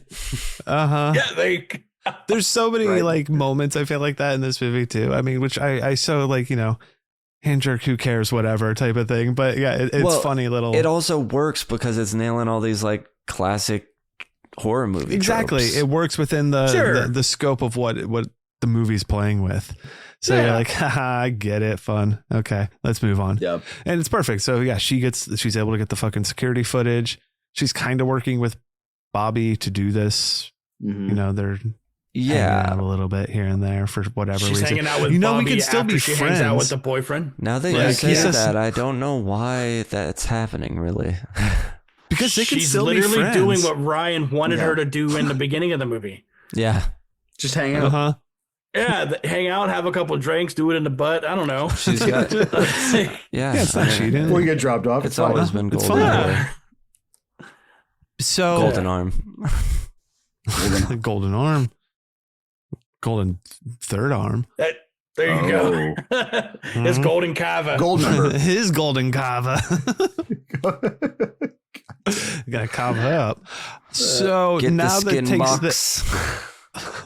I'm gonna carve up your skin box. oh wow. Chuddle the Pod, carving up the skin box since 2024. Carve up my skin box. I'll carve up your skin box. Goddamn it, motherfucker. See, you didn't lose it that time. Yeah, that was great. It was all keywords. Carving, skin box, and butt fucker, right?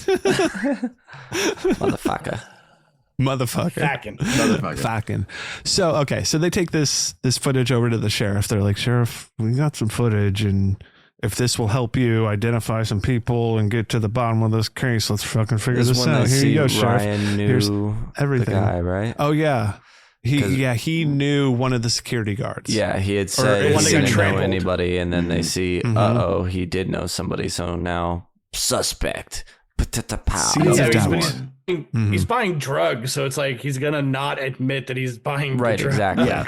It totally makes sense later. It's actually a good reason and not something stupid.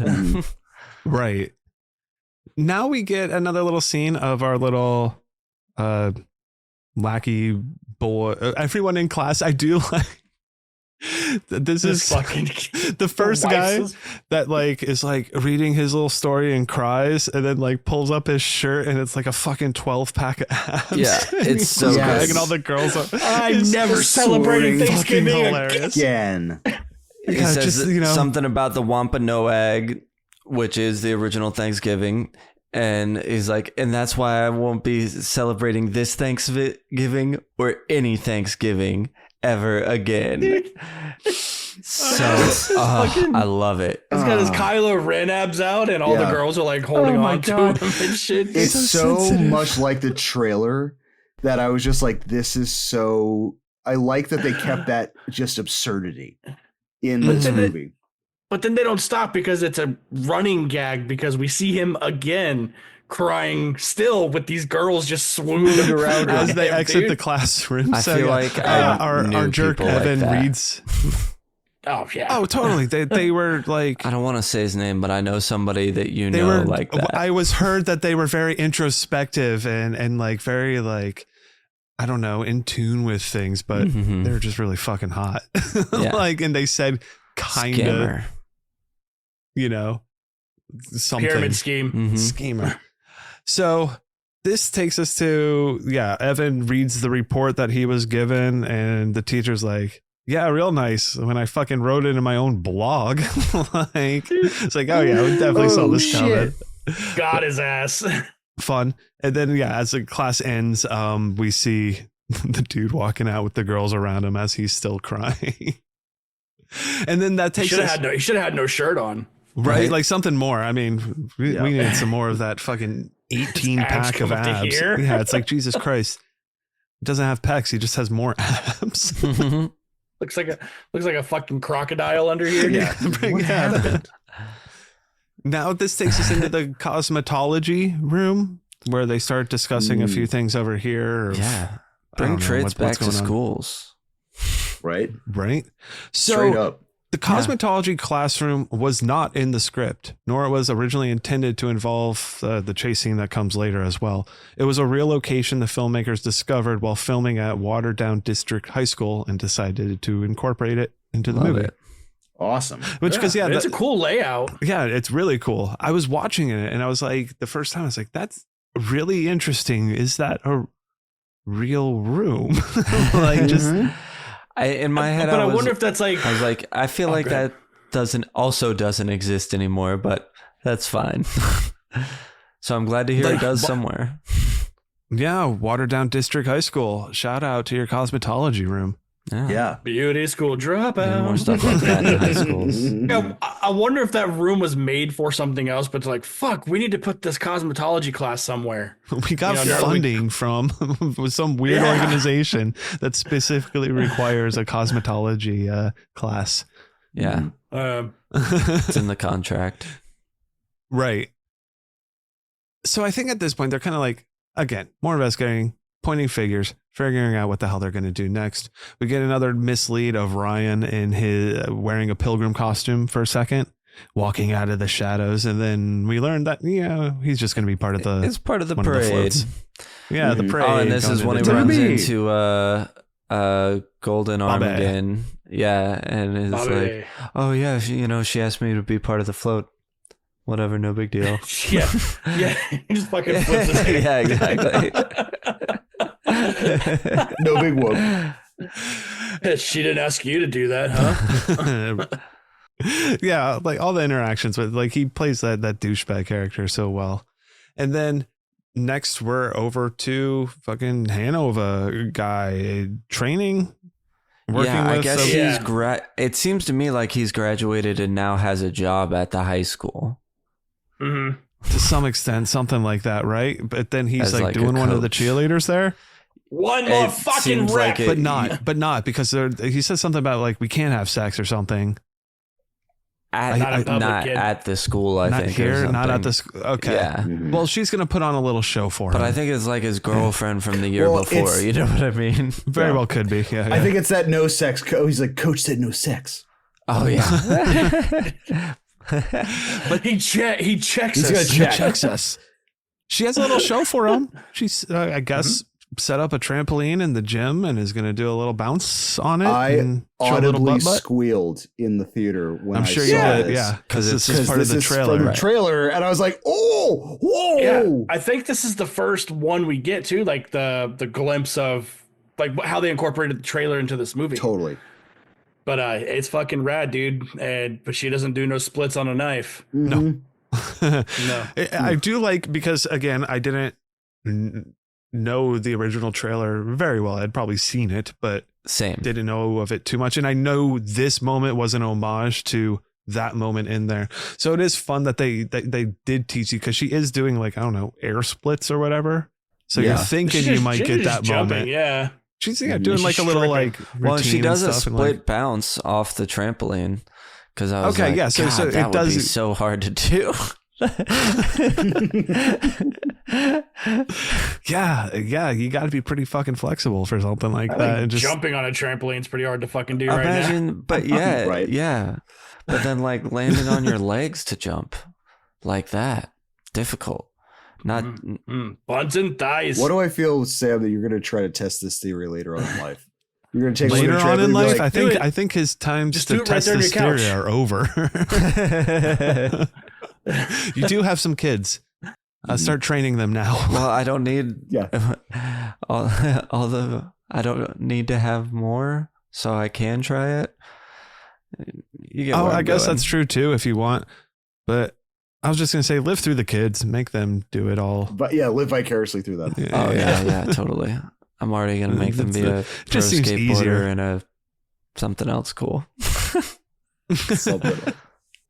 Something else cool. So, what happens? We have the homage to everything here. Our Hanover fuck, he's just sitting there, and all of a sudden, neck twisted, head twisted That- around. Neck twist was fantastic. That must have been at least 7 strands of celery sticks to get the Foley artist for that one. That was good. That was good. He's strong, huh? I'm gonna play a very fucking strong, kid.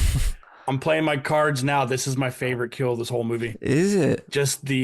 It is just the look of it, like the unnatural look of this dude's neck turned around 180 Mhm. is disgusting. I, The fact that he didn't make any sound and she is continuing Mhm. thinking she's putting on a show for him, dude. I love this whole Oh, part. Him just sitting on the side of that edge, and yeah, with his head backwards as they pan to the trampoline was just like, oh, this is so good. This is so Yeah, fucked. it's awesome, dude. Just the visualizing that happening. Like he's a fucking owl at this point, you know what I mean? Like Mhm. it's gross. It's gross, but He's it's an owl. Big Boy's gonna add him to his collection. Yeah, no, it's great. It's effective too. Mhm. Those quick out of nowhere, not knowing it's coming kills sometimes like get me a little bit like, yeah, just thinking of just like sitting there and then you're not because your head got Oh, twisted I mean, around. Mhm. And then just to play off what we've been talking about, man, like in Scream 6, Skeet's, I guess, nephew, whoever that guy is that dies outside the bar, that's my favorite kill. And all Ghostface does is goes, boop, just real quick in his And neck, man. And I Scream think that's so handsome. fucking effective. Yeah. I think it's 6. I think it might be 5 Five. cream. Five. Kyle Gallner. That's But- Kyle Gallner's Yeah, where they're kill outside death. outside Yeah. the bar. Yeah, Red but right hand. but it's Yeah, he it's the gets red right simple hand. yet effective shit. Head. Yeah, Mhm. Love but it. man, Love it. And then that goes right into her on the trampoline. She's bouncing. A little knife sticks up. She bounces on into that and then Hey. sticks up more times, bounces on it a few more Ow. times. And exactly. Owie. Dude. Indeed. Mhm. goes straight up her fucking heel. That is disgusting. not a way Yeah, I would like that's to bounce disgusting. on a trampoline. No. That'd I probably don't be know on about the you lower guys. end of the ways. So he sticks his knife up, and I'm pretty sure next time she lands on it, that thing's ripping, and she would She just falls right on top of John Carver. Yeah. Whoa, fuck. Yeah, I see what you're saying. Interesting. I don't know the integrity, The tension weight of of a how it split would- trampoline. Needless to say, she gets stabbed up a little bit here, and it cuts to Evan being very upset that their game has been canceled. You can't play fuck are you football by doing? yourself. So he's gonna go play football. fuck I And said, "I'm can." gonna fucking try." Yeah, he runs. Fucking I watch love me. this. dude. So I know. And then McCarty. Interestingly, so like our Ryan character, right? He kind of sucks, and I don't like him, even though he does a good job at it. This football player with the hair, he sucks, but I like him for some reason. I don't. You don't? I do. There's something No. about him. I No, like. he's my least favorite. Oh. Exactly. I am happy with what happens to him. I don't care for him one bit. I like him, I'm sorry. Yeah. I'm sorry. You like and I him, like Sam. this part. That's a shame. Why the fuck do they call you Scuba? the power of the cop and stuff. Yeah, Scuba's fine and everything. I mean, McCarty. This is the best part when McCarty all of a Scuba's sudden an just NPC. shoots off his fucking blunderbuss. Oh, Dude, I I love was gonna this. shoot this fucking gun off when they fucking won. He goes, but he's sorry, Sheriff. My kid's a fucking moron. It's so fun. What? It Oh, wasn't and I like loaded. the It's fucking- just powder. Whatever. It's just fucking powder. powder. And then the shoehorning in of Jessica being like, "Oh, I hate the smell of that." I love My dad that. made me- Actually, Oh, I mean, I like it, I guess, yeah, because in the scope of this film, but it does. I was like, oh, well, that's coming back. I mean, we're obviously, Yeah. she's going to be shooting a blunderbuss, that blunderbuss, probably later. in but the she film. could have just said like, "Oh, blunderbuss. Let me tell you about a blunderbuss." I like that. It's been 84 years since I've held a blunderbuss. It was a little less direct than that, slightly. Well, it was my dad made me get it perfect and learn how to properly load one Yeah, 87 billion times for a commercial. yeah. So I guess Evan and his girlfriend have gone into the school to change or something. I guess he's decided that he can't play football by himself and needs to go change out of his uniform. And they seemingly get like chloroformed, Yeah. or whatever it is. I don't know. Something on What's a this rag. rag smell like? They get ragged. And then Jessica, she's waiting for them. She gets a text being like, "Hey, come find me." I love this moment. Hey, come here, kid. This is I think this is a great tension building horror scary moment within this film that has felt pretty light hearted to me so far in a lot of aspects, but I feel like this part really builds on the tension Sure. pretty well. Yeah, no, it's been the kills have been very fun in this, and yeah, like you're saying, this is the one Because this one of the first times where we feel the dread of the situation. There's yeah, a we character get a that fun we cat like, and mouse. which helps. Exactly, that too. Sure. And so there's stakes at hand here, and the fun cat and mouse takes us into that. I mean, John Carver pops up, starts chasing after Jessica, and this leads us into What I love about this cosmetology though room.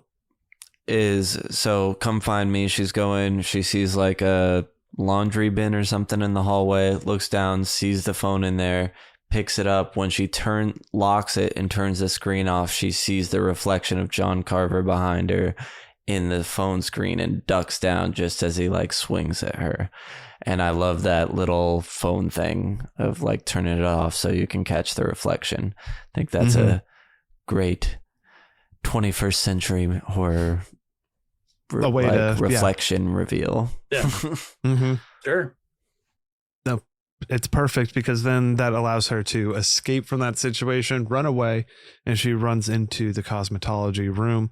And her thought process is, well, there's a bunch of mannequin heads around. I'm going to do a fucking pretend I'm like E.T. hanging out with some stuffed animals and just sit my head here and pretend I'm a mannequin as well. I mean, it works. Which is so much fun. It did work pretty well. And then also, as John Carver walks into the room, it's a dark room. He turns the lights on and it makes it a completely bright lit room, which there's a lot Yeah. of like commenting on that, like in a horror movie, usually it stays dark and like nobody turns the lights on, or it's a brightly lit thing. So that was a moment done on purpose, was to turn everything on and just fun, bright light, brightly lit. I wish Ross hadn't had to have stepped away from this part, because I know he loves little things like that. He likes the little ones. Well, when he comes back and listens to the episode, you can hear it right there. Perfect. There we go. Love you, Ross. Well, can't wait for your ears to hear this one. So she makes a noise trying to reach for an object, and he starts slashing away at stuff and goes to attack her. She sprays him in the face with some hairspray and is able to escape. Yep. And that kind of just leads us to her escaping from that situation, running into the cops and being safe at this point. And then this comes to our great moment here with fucking Bobby and Ryan again. So Bobby comes up first so funny. And puts the coat on her, and then Ryan comes up and just like, it's so smooth, like you said, he just like goes into a hug, and as he's doing it's just like sliding the coat off, just plops to the love ground it so too. Fucking much, That's man. the best part. Yes. Lets it plop. Yeah on Oh yeah, and that's got to be an expensive jacket too, because it's fucking big. It's a big, heavy. That's like a Carhartt. You pay by the foot. There you go. Right. Yeah, Mm-hmm. Pay by the foot for this fucking jacket. Wouldn't you think that because she sprayed him with this hairspray, that when Dr. McDreamy comes up as sheriff, you wouldn't smell the hairspray? Oh, interesting. John Carver mask. Does he? John Carver? Yeah, I don't know. Real? Okay, I'm willing to let it ride. I think there's a lot of plot armor. I'm not saying you're not wrong. Little things. Oh, you're right. It's the little Although details. maybe she already had that scent in her nose because she had just sprayed it all, and she's the only one who would have. She could have also smelled like hairspray. Or she's just smell blind. That too. Wait, maybe that was a line we didn't notice. I think she talks about it because of the gunpowder. Oh, there you go. All right. You know what? Never mind. Perfect. So I think at this point, then Yulia, I think that's her name. Her dad fucking rolls up. Rolls up this fucking Russian mob boss. I wanted more of this guy in this fucking movie, dude. Fucking mob boss, dude. And he goes, we're going to fucking Florida. We go Florida. It's like Florida with his vodka. What? It's like what's it? I forget what question Jessica asks, but Scuba's like, that's the longest conversation I've ever had with the guy. I think she said like, what does he mean they're going to Florida or some shit like that? Like the question she's asking is about his response, right?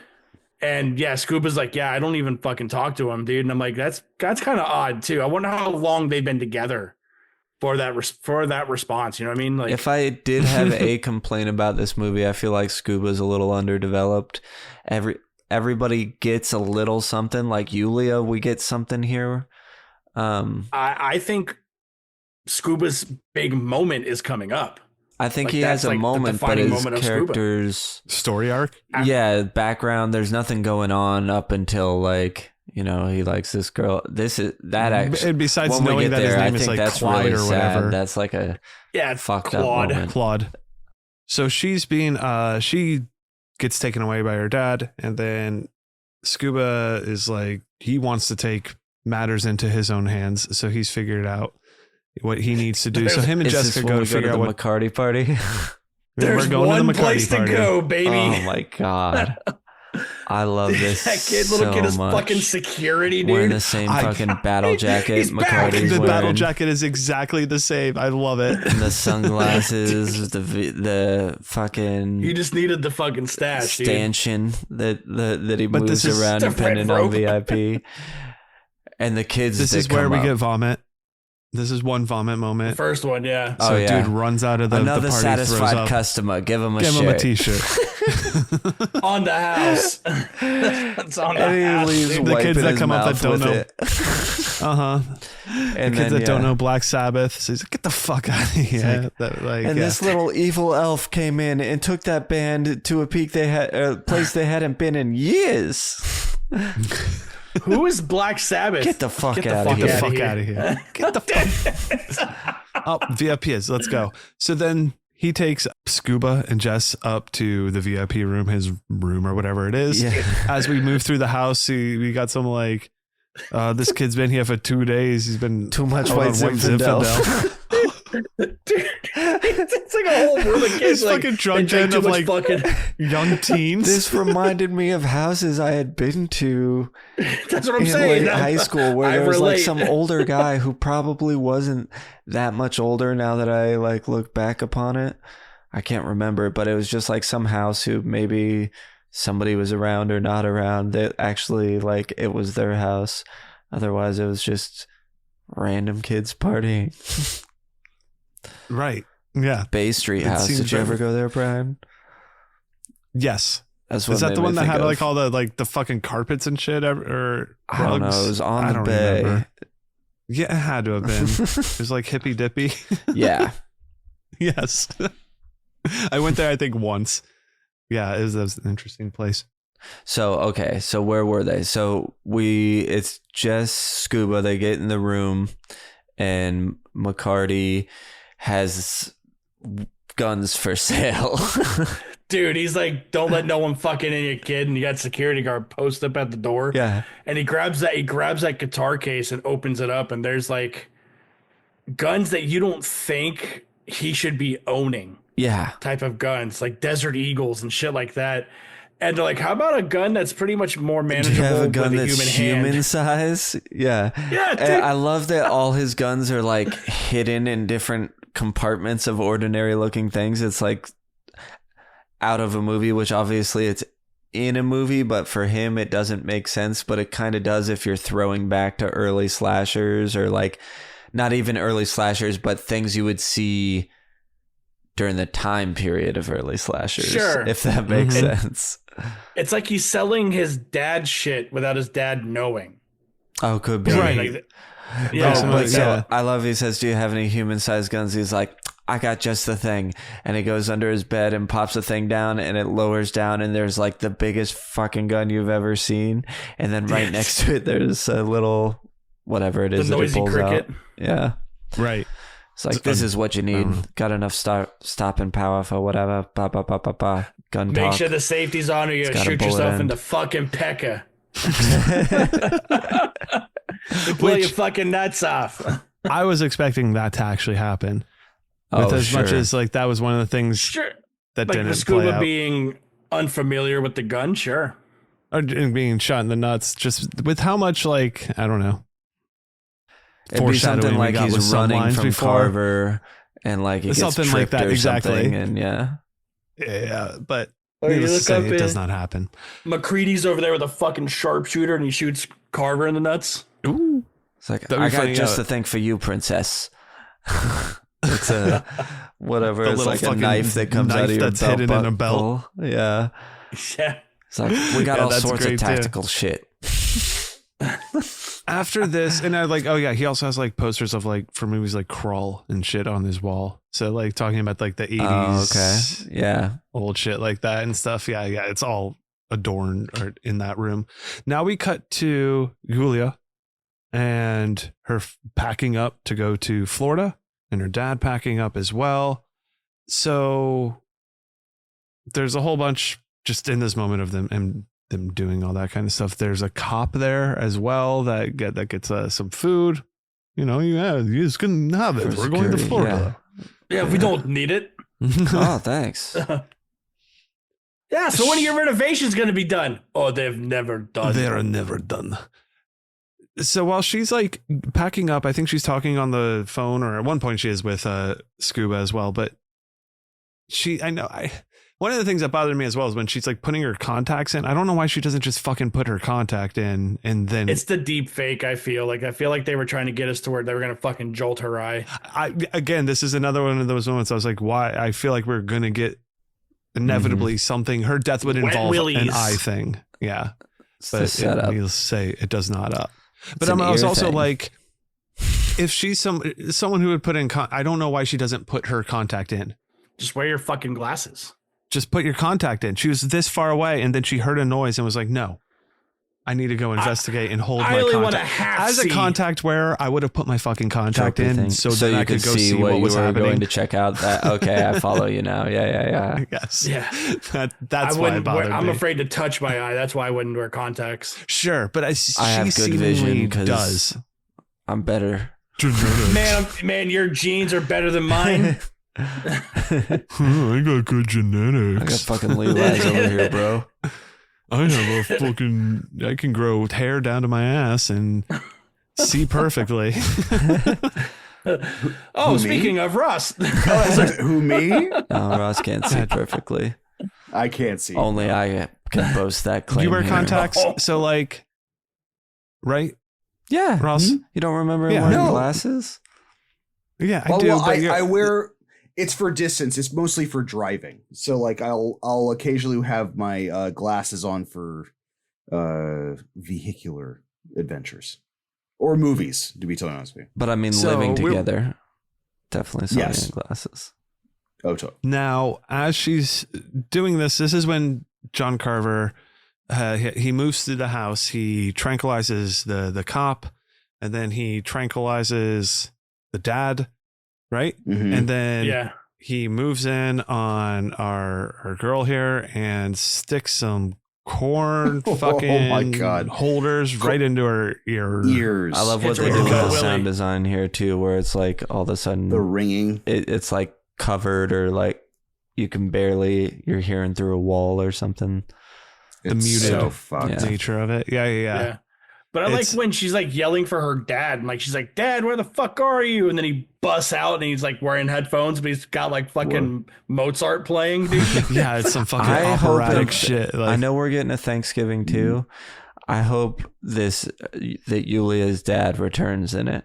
Maybe he saves the day. I or Baby, yeah. just give me a spin-off with this family. I want more Yulia's dad. That's what I'm saying. That's interesting. They did not do much for me. I felt like I was like, oh, I guess maybe I wanted more of them to want to care about them more. I just was Yeah. like, it felt a little. I was like, Well, it's like why, when you're what's introduced the- to him. I was like and then you're confused like- by the weird Russian dad all of a sudden. I Yeah. guess I didn't Totally. not like him. I was just I confused. liked it. I was like, great. Now Yulia has more. It's a character. Right. Yeah, I guess so. It did add some character to it, but I just didn't like it felt. Yeah, I mean, I don't know. It didn't do it for me on that aspect. That's fine. Not that Yeah. not that I hated it by any means. I'm not. Yeah, you didn't have Clamoring to for robot his ears story. for it. This part of it didn't tickle your cockles. It's fine. Nope. I don't. I actively don't want to see a story about him. And if they do make one, I will be upset if he's I'll in the boycott. sequel. I will boycott, guys. boycott this. So how do you feel about that? Anyway, enough of that weird tangent. She gets it to the ears, and John Carver starts his reign of terror here by, I guess, taking her hostage to an extent because Scuba and Jessica have made their way to the house. Mhm. Yes. All while they made it within the time frame of this girl getting stabbed in the ears Mhm. to them walking downstairs. Oh yeah, because they How see her get fucking- attacked on the FaceTime.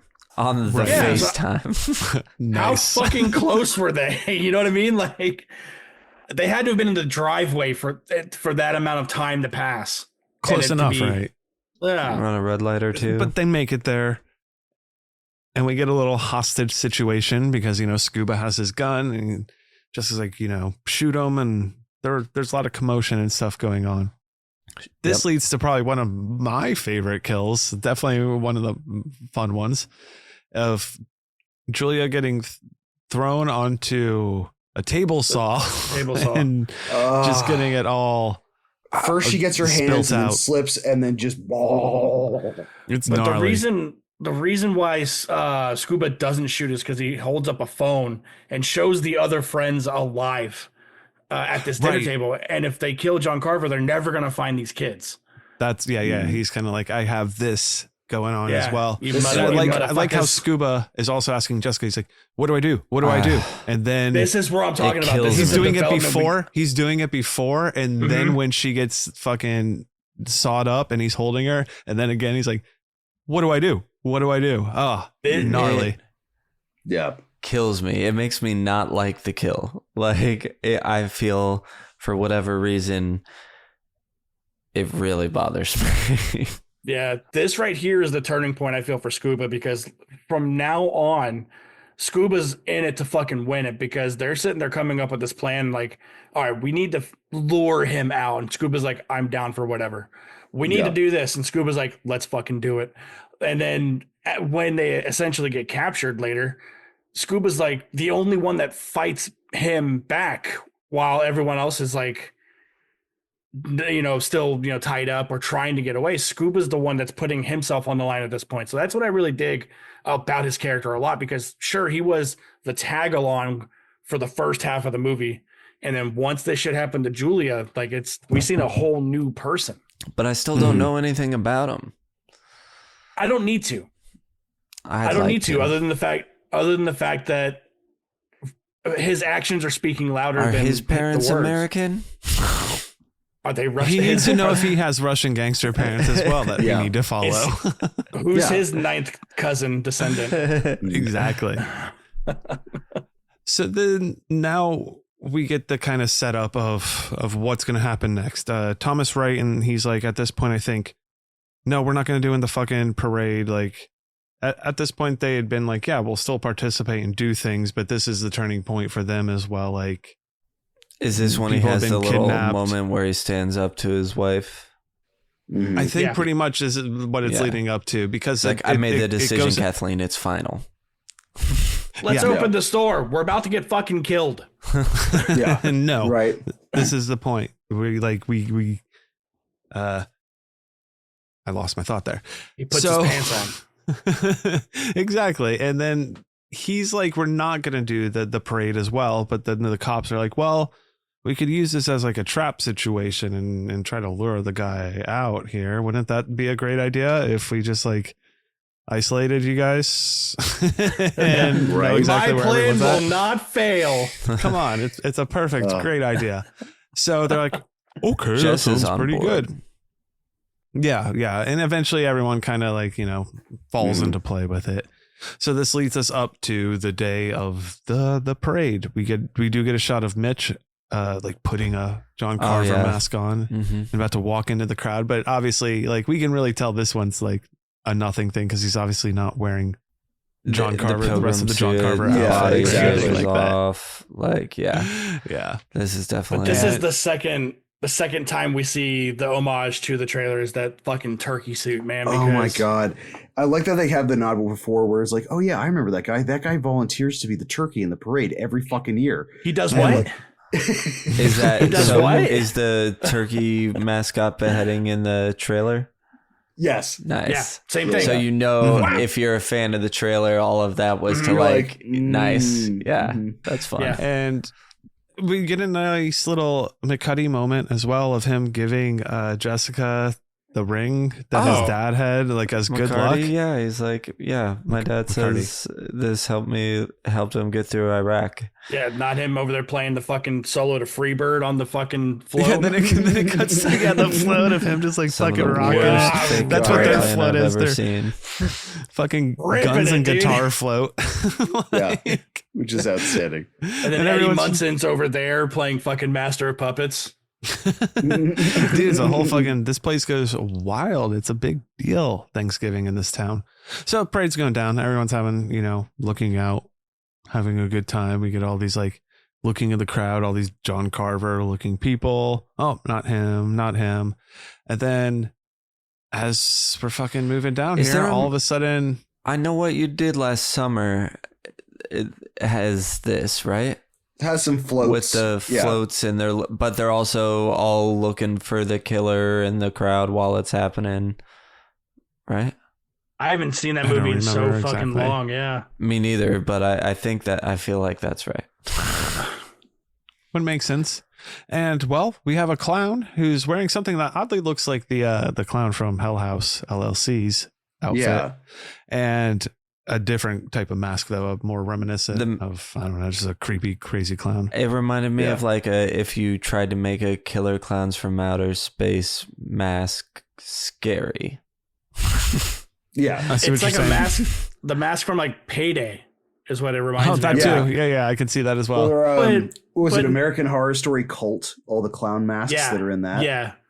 But it's like, this is a Thanksgiving Day parade, right? Like all turkeys, pilgrims, everything. And then just a clown. Why the fuck is no one questioning that clown over there, man? Clowns can They're get away just with all- a 'cause lot of shit. Murder. They're hyper focused, Especially in parades. Mm-hmm. He's the only one. Here's the thing: It's clowns the- can get away with I- murder. Right. It's called parade blindness. Is that like it? Oh yeah, they must Just belong because- here. Oh, do you think let's start? Well, I don't want to start doing that, but I bet you What, it wouldn't be hard parade to crash? sneak into a parade. Yeah, I think I'm it just depends on throwing the that parade. out there. If anybody wants I'll to just try throw it, that Don't out try there. it. especially as a clown. Don't be a parade sneaker. Don't do it. I don't condone this. Clowns can get away with murder. And he does, because he chops that fucking turkey's head off, clean off. Fantastic. And this is when all hell breaks loose here, and the oh float my god.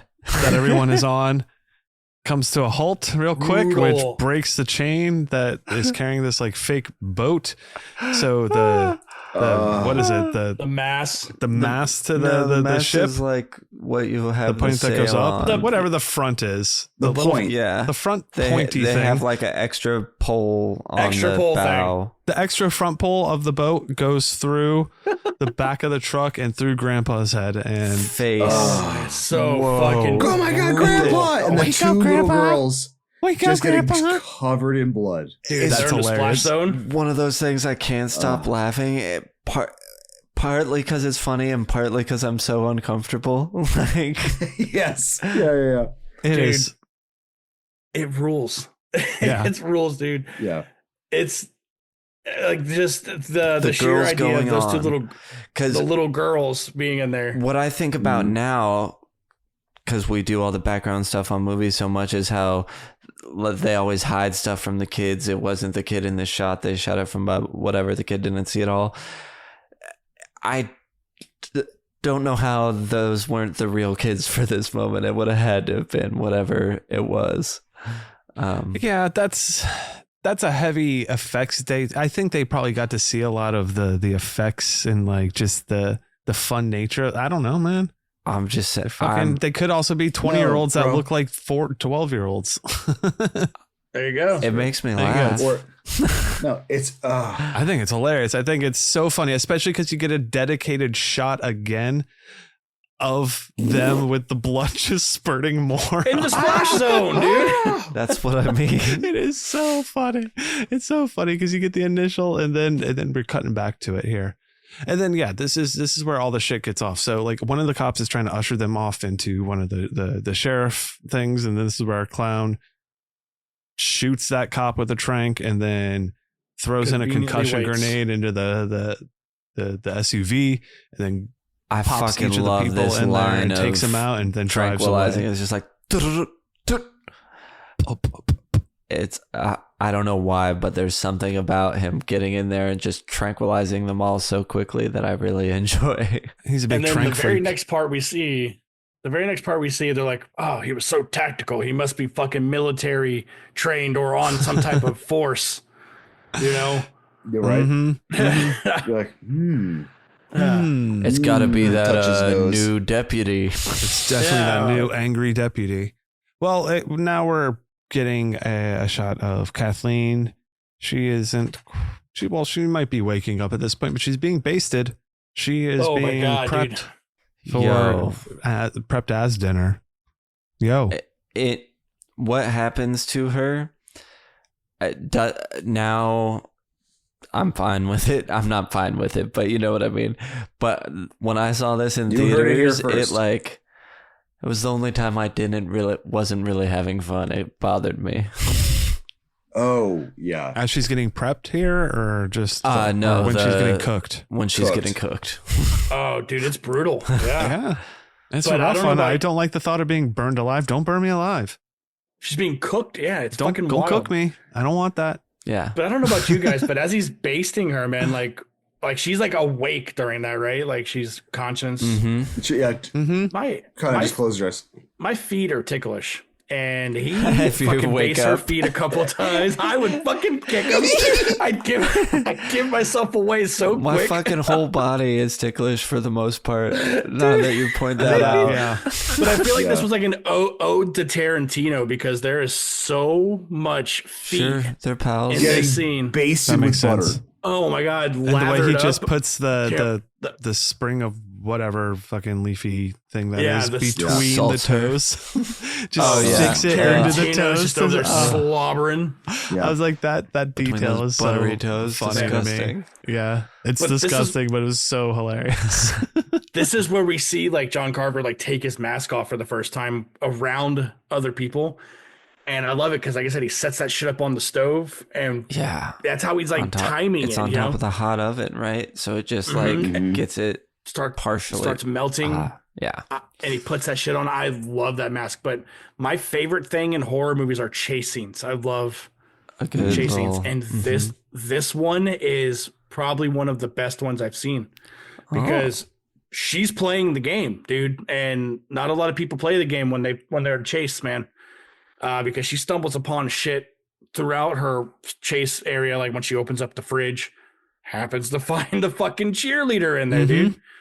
And like there's times where like she's hiding behind the door and then John Carver whips back around and she's not there. Mhm. Yeah. I loved it. I loved all of that scene, dude. Yeah, it's fun. Her just trying to get out of here, this whole cat and mouse thing, because then at this point, he obviously knows she's not on the table anymore, so he's looking for her. Where the fuck did she just Yeah. go? And as you said, she makes her way upstairs and finds or accidentally opens up the fridge up there. And in there is the cheerleader that was trampolining. Still alive. Still alive, incidentally.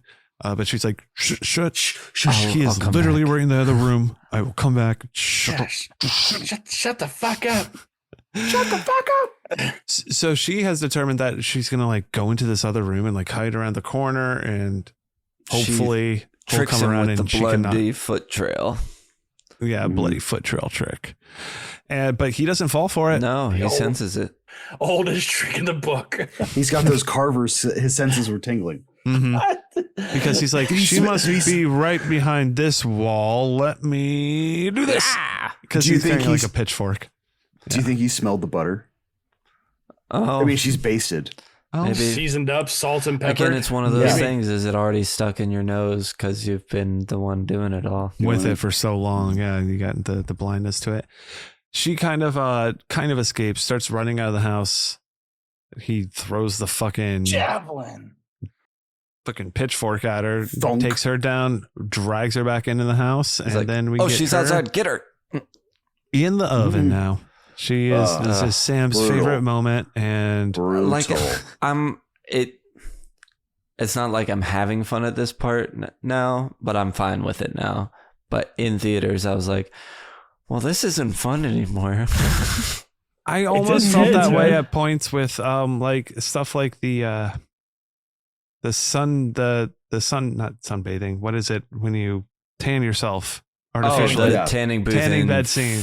3. Final Oh, from Destination Final and stuff Destination? like that. Yes. I Yeah. felt that way now, but I didn't used to feel that way. But revisiting it, I was like, Right. ugh.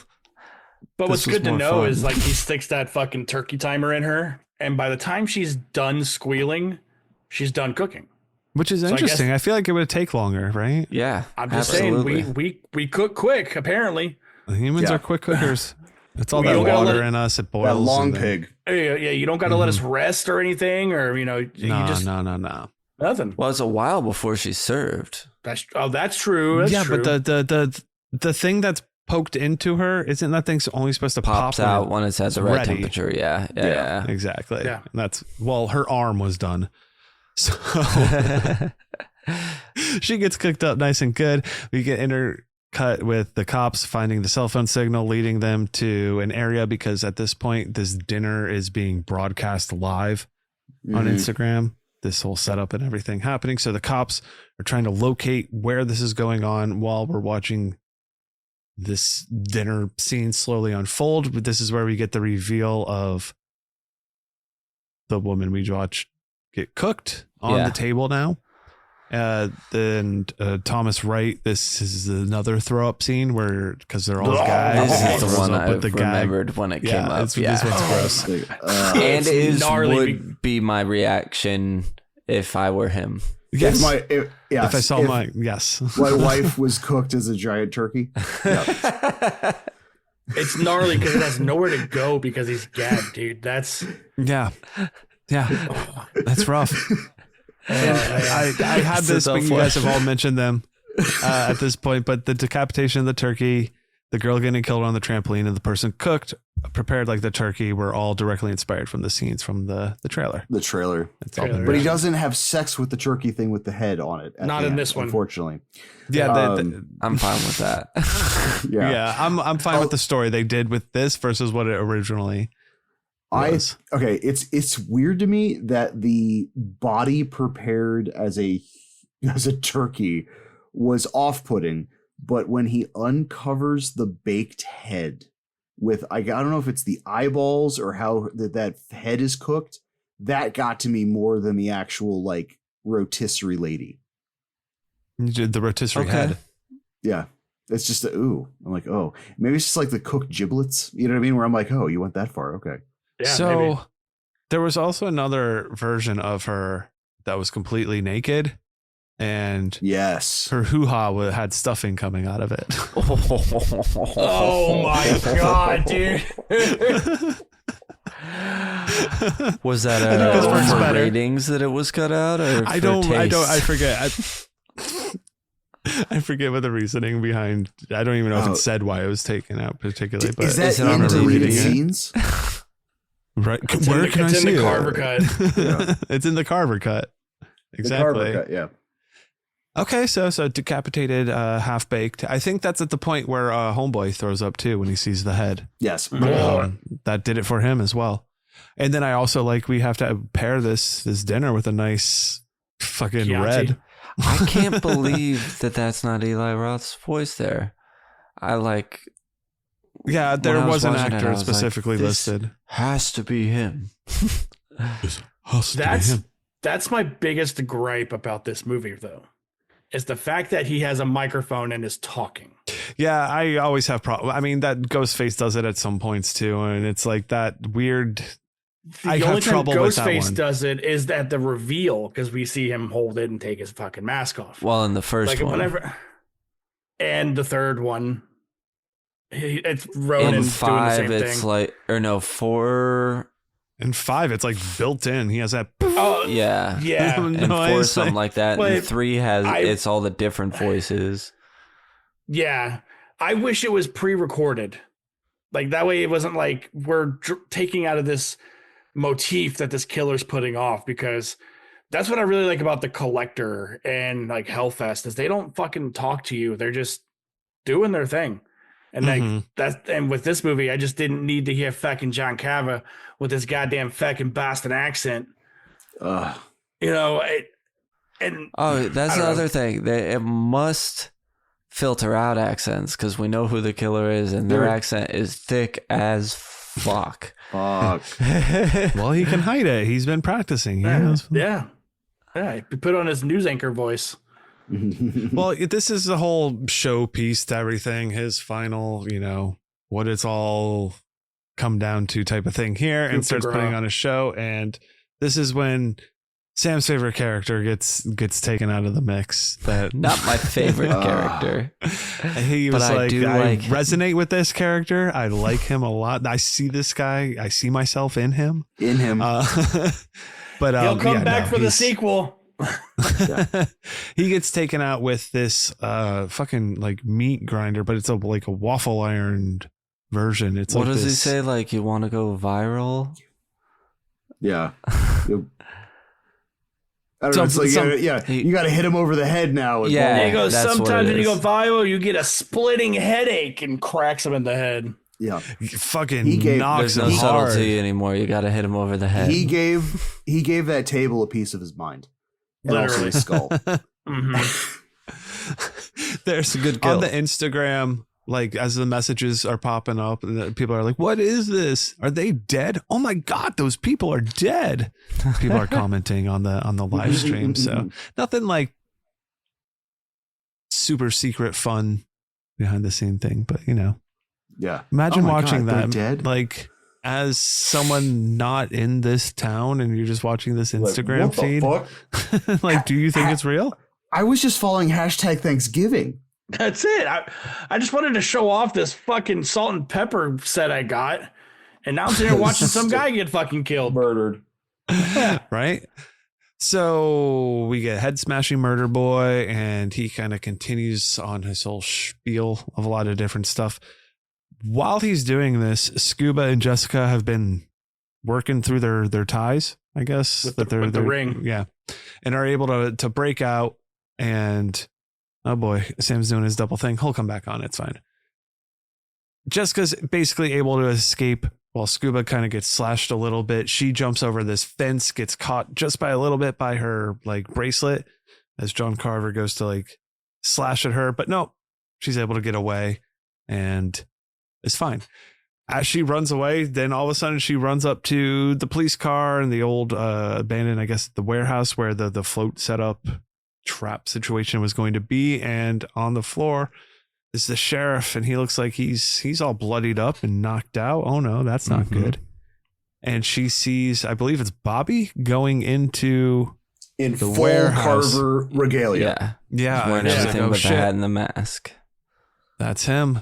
And then we got the sheriff here, so it must be Bobby. She goes and she takes like the sheriff's gun and runs in and starts to try to find him. And then pop, it's the sheriff. He pops up and be like, oh, it's just me. Give me the gun. I don't know why you talk like this all of a sudden. But That Boston baby voice. hey, I just need the gun. Come I know on, you're hey. scared. Give me the gun. I know you're scared. I got the gun. All the turns around here, we get the fact that Bobby is supposed to be the killer, so the sheriff goes after him. We don't see it, but Gets a shoots round him off. a bunch. Gets like a couple rounds off, but Bobby apparently escapes. And then I guess all the cops arrive on the scene now, and we get our deputy being like, I need the gun because you fired it, blah blah blah. And Jessica's kind of hanging out in some side room while all this shit's going on. And the sheriff's like, I'll take you home at some point or whatever. Take you He's down. like, come on, I'll take you. home." Why is all that evidence in that room? Like There's there's just a with small them. town cop. that's what I'm saying.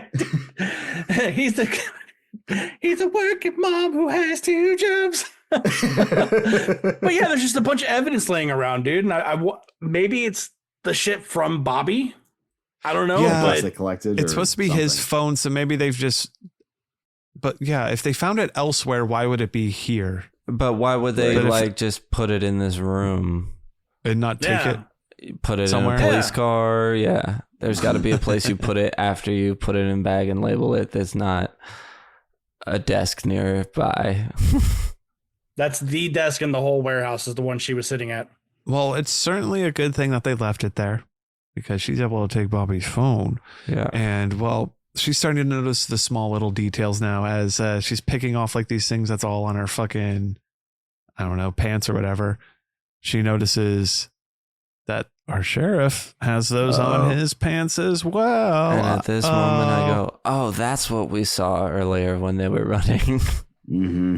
Oh, okay. I didn't even probably notice it. It's like, because it flashes back to it, the same shot of them running through the weed or whatever that brush. leaves this pollen type of deal, some sort of Little hitchhiker plant procreation. device. Yeah. Certainly. And so then here it is. Here's our big reveal of who our killer is and why, basically. So fun. He was the sheriff. Yeah. She was gonna fucking leave that guy. I was gonna have a family, but no. Yep. No, I don't got no fucking family. Now I gotta work here every Thanksgiving. Yep. It's Turns out Thanksgiving, Gina not Gershon Thanksgiving. was pregnant as well, How and it was his, and they're gonna leave him and all that good stuff. So he's gonna kill everyone because they fucked it up. How much do you think that human-sized oven cost him? Did he get that? Was It's that like a Craigslist pizza find or like a? oven or something? He might have taken it from the fucking diner, or Oh, I guess Or was that that at was the Carver that was place? It was. Yeah. Maybe that was the year prior's free gift for Black Friday shopping. Yes. Pizza oven. Life size. Life size. 16 pizza oven. Yeah. You want to start a business? We got you. So as he kind of explains all this bullshit, Jess is like, well, surprise, I'm thankful for this fucking great reception in here. There you go. And she's been live streaming this and his whole confession, everything. So then we start another little cat and mouse chase scene of him chasing after. Bobby comes in and tries to help. We get the return of Bobby. He throws all of something smashes through the glass and hits the sheriff and like knocks him down, and we get the golden arm that we've heard so much about. I'm like, oh, that's fun. His arm must be doing better. Yeah, he's been for him. It's able to go through glass and hit that guy. That's good. That's a golden arm, baby. So as they're escaping, we get, obviously cat and mouse. He's running through, chopping at shit. Yeah, she, while running away, she's like, I'm going to fill this giant inflatable turkey. You got to fill up the turkey. Why not? And they jump into the tow truck. Yeah, and he's, trying to chop her still. But so much of the little... Now we get a few little things from before because we get the blunderbuss and we haven't mentioned it, but her mom's bracelet comes up a lot throughout the movie. Sure, that's what she got caught on the fence. Before. If you were only stuck just a little bit longer. Oh yeah, that's the first thing he says to her when he realizes she knows. Mm-hmm. But yeah, so fun the little things from before. Mm-hmm. Yeah, we start getting the build up to all this. So he is able to essentially the tow cable comes off the tow truck. He wraps it around a pole before they can get away, and they're stuck on it as he's kind of, coming closer with his axe towards them. We get her loading the blunderbuss. She puts the bracelet into it and is able to shoot the turkey. Yeah. Right? Or whatever. Yeah. That's full of the gas that explodes. She goes, smile, you son of a bitch. Kabow. Yeah. And that fucking takes care of it. I think while he's chasing them, one of the things he's yells is, this year there are no leftovers. That's right. No fucking leftovers. And then she says it back to him. Yep. It seems there's a lot of leftovers because there's plenty of people that don't die. Yeah. That I thought would. Carver is one of the first slashers I've seen in a minute that he murders who he wants to murder and then incapacitates and tranquilizes everybody else. How do you think he feels about Grandpa? Because that's a bystander. Is he casualty of war? With it. Yeah. Okay. Because you have to make an omelet to execute your plan. Yeah. Isn't it still a grandfather of the family though? So it's still technically. I guess, but he wasn't. He's the 8th niece descendant. Yeah. Right. Yeah. The generationals. And so great. Everything blew up and now we get cops and firefighters there on the scene, just as, in blankets and everything. We get this kind of fun little shot of a firefighter that seems like maybe this could be someone walking away. They didn't recover the body.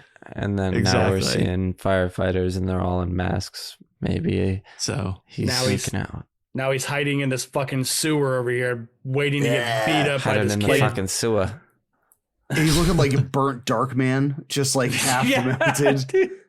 He's like Emotep before he fucking eats flesh. Yeah, exactly. He's down in a sewer hanging out next to Halloween Ends Michael Myers. Yeah. That was my joke I was laying out. There it is. Yeah. having sex with a turkey. Yes, this is where it'll come in. This is when he falls in love with the turkey. So then we get with the turkey. Jessica in bed with Bryan. Ryan's there again, and she's seemingly still with Ryan a bunch. And jump scare. When Bobby shows up and Ryan shows up, my wife's like, I thought they were the killers. I'm like, no, she told them to go the fuck away. Yeah, and that's what they did. They went away. They didn't help. Nothing. Like at the same time, I'm like, why the fuck are you still with this dude who literally left you hanging? To the letter. Yeah. Right. Yeah. Like, Yeah. I need you to leave. Okay. All right, Okay. later. He also Yeah, no, listened. Looks like I'm safe. He's a listener. And we get a little Can you jump shoulder? scare of a burned up John Carver, and then we cut to credits. Yeah. Great. Fun little credits. And then we're done. Yeah. What a fun trip. No final What a fun thoughts. little time. Fun time. No final thoughts? Fun time. I'm stuffed. Yeah. Nice and Me stuffed. too. Stuffed enough Yeah. to take a little break, and then we'll go into our final questions here. Let's do Yeah. that. All right. And we're back, and we're going to jump straight into our questions for tonight. The usual roundup, and we start with, would we survive? And how would we survive? Well, I think we would survive because I don't think we're going to be on his list. That's true. Yeah, I'm too nice of a person. Let's say we are. Right.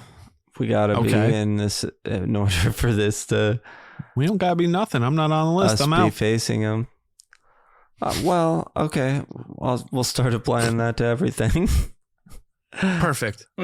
I mean, how would you survive then? I don't know that I would. I mean, yeah, it depends. The one thing I can say is I feel like if I'm facing a killer, I'm going to fight back more than I'm going to be... Oh, the Chuddle. Sorry. So maybe that gives me a chance, but it doesn't seem to based on what happens in this film. So Right. If I were around for the events that happened the year prior, I would have left the year prior. oh, there we go. Yeah, I wouldn't be around. to wait and see or something. Yeah, Yeah. I mean, it's tough to yeah, Manny tries to get out. He tries to leave, but he just But doesn't do only it quick then, enough, I guess. Once shit Oh pops no, I'm off. saying like Exactly. I'm saying like when the events happen. He's Right. saying like, last the- November. No, I understand, but I guess I wouldn't have the foresight to know that I the think killer that was going to event come. enough is enough to leave I think town. I wouldn't be able to live Is with it enough this. to just leave Yeah. town? You just couldn't handle town anymore Yeah, after. Yeah, I got to start over, yeah, that makes sense. I got that. and the next town over. Sure. Just Hanover. Hanover. Going Fucking to Hanover. Hanover? No fucking Oh, way. this fuck. I'd rather die. Fucking wanka. How would you make it gooier? This film does not need to be Does it gooier. need to be gooer? No. No, it doesn't need to It be. nails it. Nails the goo. I think if If it anything, did, sometimes I'm like, ooh. I think if it did, it would be on the verge of more comedy, and it would have to be a different color than blood, like street trash, like how street trash is like blues and purples and greens. That's the type of shit we'd end up getting. Sure. Just like, yeah, goos and such, like Yeah, all different kind of like slimes and Actual good stuff. goo. Mm-hmm. Good.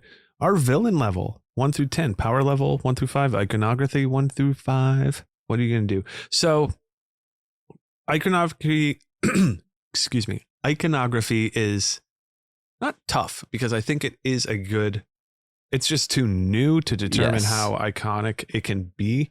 But I still want to give it a relatively high score because I think it does work well within the horoscope. So I'm going to give its iconography a 4. That's exactly what then- I was thinking. Power Yeah. level, I mean, he's pretty powerful. He's pretty strong. I mean, he was able to twist a dude's head around. Yeah. And he's also smart too enough. Like, I mean, Pop somebody's head off, chop somebody's head off. I don't think anything happens in this to where we have to like witness a feat of strength, like how Ghostface does this. Like he gets fucking knocked down and fought back, and like he has to roll with the punches. Literally, I don't think Mhm. anybody in this movie tries to fight back until the very end. Until Scuba, yeah. right. Yeah, And Okay. he's able to get knocked back a little bit and stuff like that. I mean, he's not terribly powerful. I'd say, if anything, like a 2.5 at most, maybe. he's a I want to do. person. Sure. I would have said 1.5. Because it's just Yeah. like, if one's a person, he's a little more than that. Okay. Yeah, they haven't established anything supernatural yet. So, all right. Yeah. 5.5 to a 6, something around that range for his total. Cool. Does this deserve a sequel? What's the sequel you would want to see? Totally deserves a sequel. I hope we get a franchise. It's getting a sequel. What is the sequel I want to see though? with the I'm Russian less dad. certain of. Yeah, Russian dad. I keep our core characters. Make it like a Scream thing where we follow our people. So many franchises, it's all about the killer, and we don't see our characters carry on from movie to movie very often. I want to see our core characters move on. I want Scuba's still alive, right? Mm-hmm. And Scuba, you want Jessica, Ryan? I know your man Evan got it. McCarty. I'll say there's Mhm. McCarty at this point has to join the party because there's a scene in this movie where the people who have died are no longer around, but we get new characters come in and they all kind of like form together and make this group. That's the sequel. Mm-hmm. I want to see. Yeah, the fucking dealer. Like he's the one that supplies the group. He's the Bruce Wayne. And he has, of the unfortunately, he has to die in the next one. But well, I was gonna say the next one is a year later. And it takes place in one night at the McCarty party, or it's much bigger something like that. Yeah. That's the sequel I want. So then you can have a whole bunch of killing at a party scenario, and it just gets a much more wild slashery, like something like that. And McCarty's in there. You can kill him, do whatever you want. I don't care. No, keep him around, man. He's got to be around for a while. Would you buy the soundtrack or score on vinyl? I mean, I can remember moments of it, but I don't think it didn't impress me by any means. I don't think I wasn't. Same. Nothing was memorable. Yeah, I don't think there weren't needle drops or anything in this either. So I feel like the soundtrack wouldn't be, like you guys are saying, too memorable. Yeah, except for the fucking credits. Back in. Yeah, it's the Misfits or It's goddamn son of a Hybrid bitch. Moments, right? Or Hybrid Moments is on at some part, right? I think it's a different song than what you just sung. A different song than what I just sung. I can't remember. Right. But it's Teenagers from Mars, which is what you were singing, right? Whatever, it doesn't matter. But other than that, I don't think there is any music, like actual songs I can think of. I was listening to it. It was, the one I ain't no goddamn son of a bitch. Yeah. You better think about it, baby. Misfits. Yep. Did it. Cool. Anything action figure worthy? Action figure worthy, John Carver. Yeah, definitely. It's like this.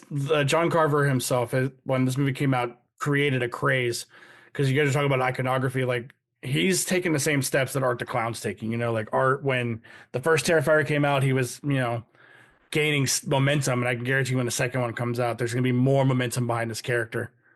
Yeah, no, that makes sense. Yeah, I can see that. I mean, it'll really depend on what happens with the sequels, but I can totally see that as a path. Absolutely. And I hope it is. Yeah. NECA already made action figures of all these. There's masks, there's shirts. There's a lot of merch for this movie already.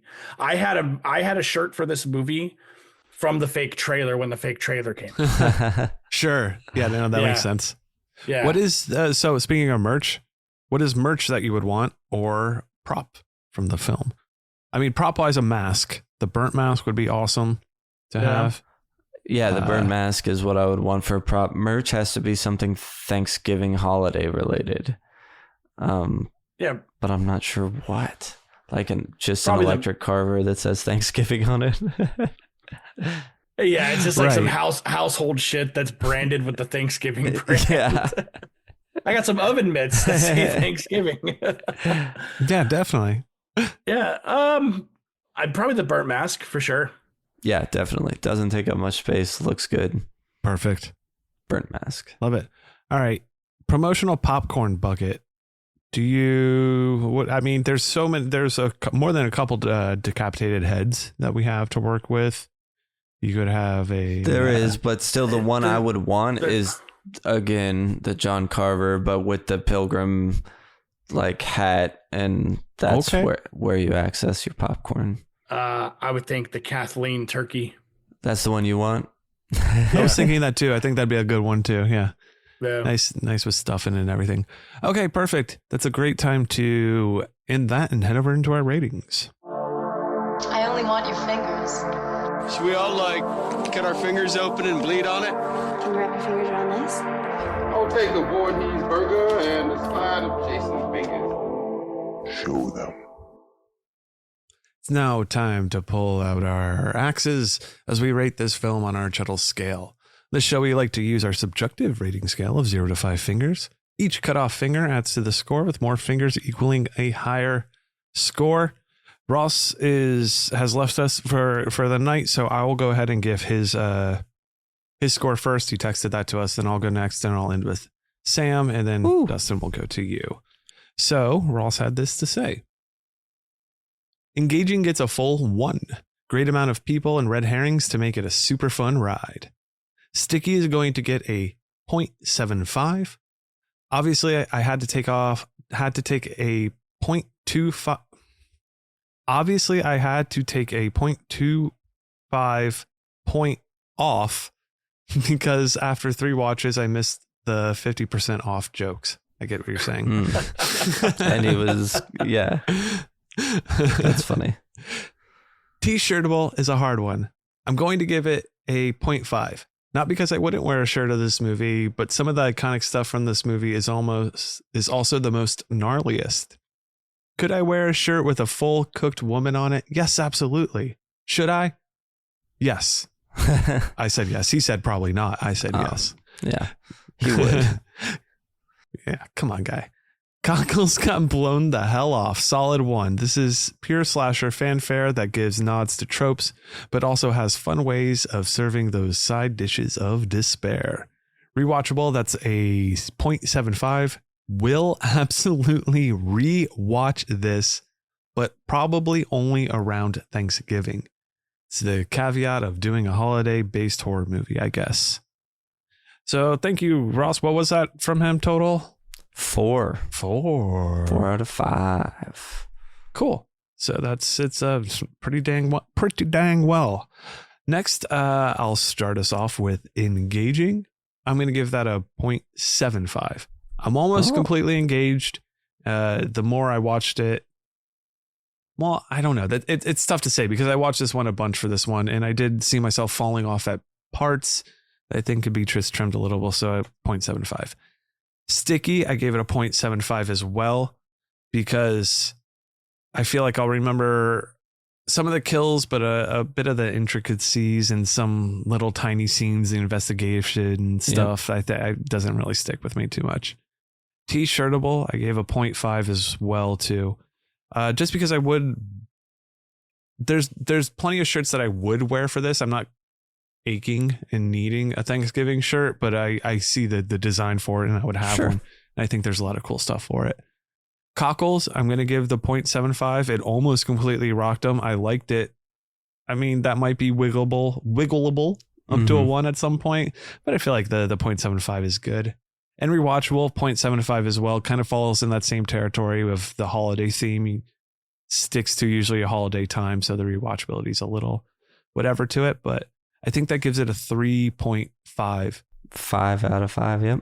Which is cool because I looked at my Letterboxd score for it. I rated it on our scale from when I first originally saw it. I gave it all different for these, but it was still a 3.5 there. Oh, how about that? different finger numbers, but still the same in score. Mm-hmm. Sam, you're up. All right. Engaging, I'm going to give it a 1. I saw it in theaters and spread out my 2 watches for this a little bit, so no problems there. Sticky, I'll also give a 0.75. For the most part, I remembered everything. There were some minor details that I forgot, and I'm sure that'll happen again. T-shirtable, also 0.5. The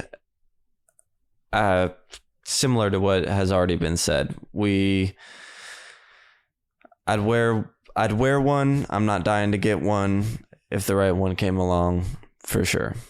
Cockles, I think I'm going to give the 0.75 to as well. As much as it tickles all those Cockles slashery, screamy vibes, it doesn't totally eviscerate them. It would be a weak one. again, wiggle room, like you said, Brian, could be a weak 1 or a strong 0.75. And I'm going with 0.75 for now. And rewatchable, I'll do 0.75 as well. I probably wouldn't return to this movie that often if it didn't have the Thanksgiving holiday tie-in. Like, I doubt it would be a yearly watch otherwise, but it probably will be now. It has been since it came out. We'll see what next year brings. And that gives me 3.75 out of 5. I'm at a 3.5 on Letterboxd, I think, but I'm happy with 3.75. Love to hear it. Awesome. Thank you. All right, Dustin, let's head over to you. We're going to run you through the gauntlet. Fingers. We're going to finger you. We're going to finger you. No, I like it. All right, there we go. All right, first off, engaging. Oh, it's a 1, man. Like this movie, the pedal does not let off from the get-go. I'm never not watching the TV when it's on. So ton of fucking fun, man. Sticky. So my sticky is unfortunately gonna play onto my rewatchability because I remember a lot that happened in this movie. You know, to the point where the first time was super fun, the third time is not super fun because you know it's a whodunit, right? You know, so I'm gonna give the sticky, what I say, 0.75.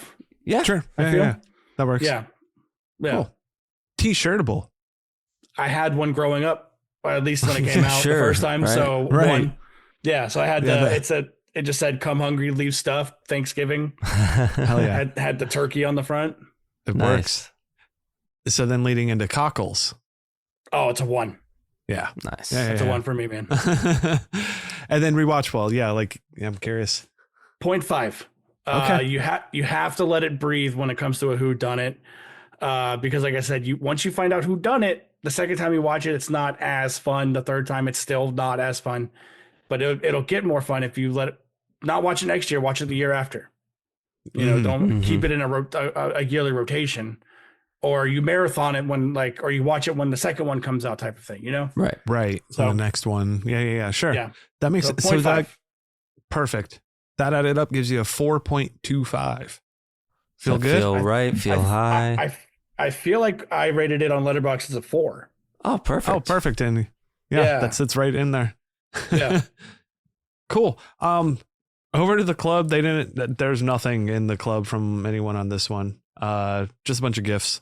Sure. So that was fun. No scores for that. So with us, it gave it a 3.8. So just short of falling into the crypt, but a good score nonetheless. Sits right above 3.7's like Night of the Demon, Tokyo Gore Police, Final Destination. We've talked about that a few times.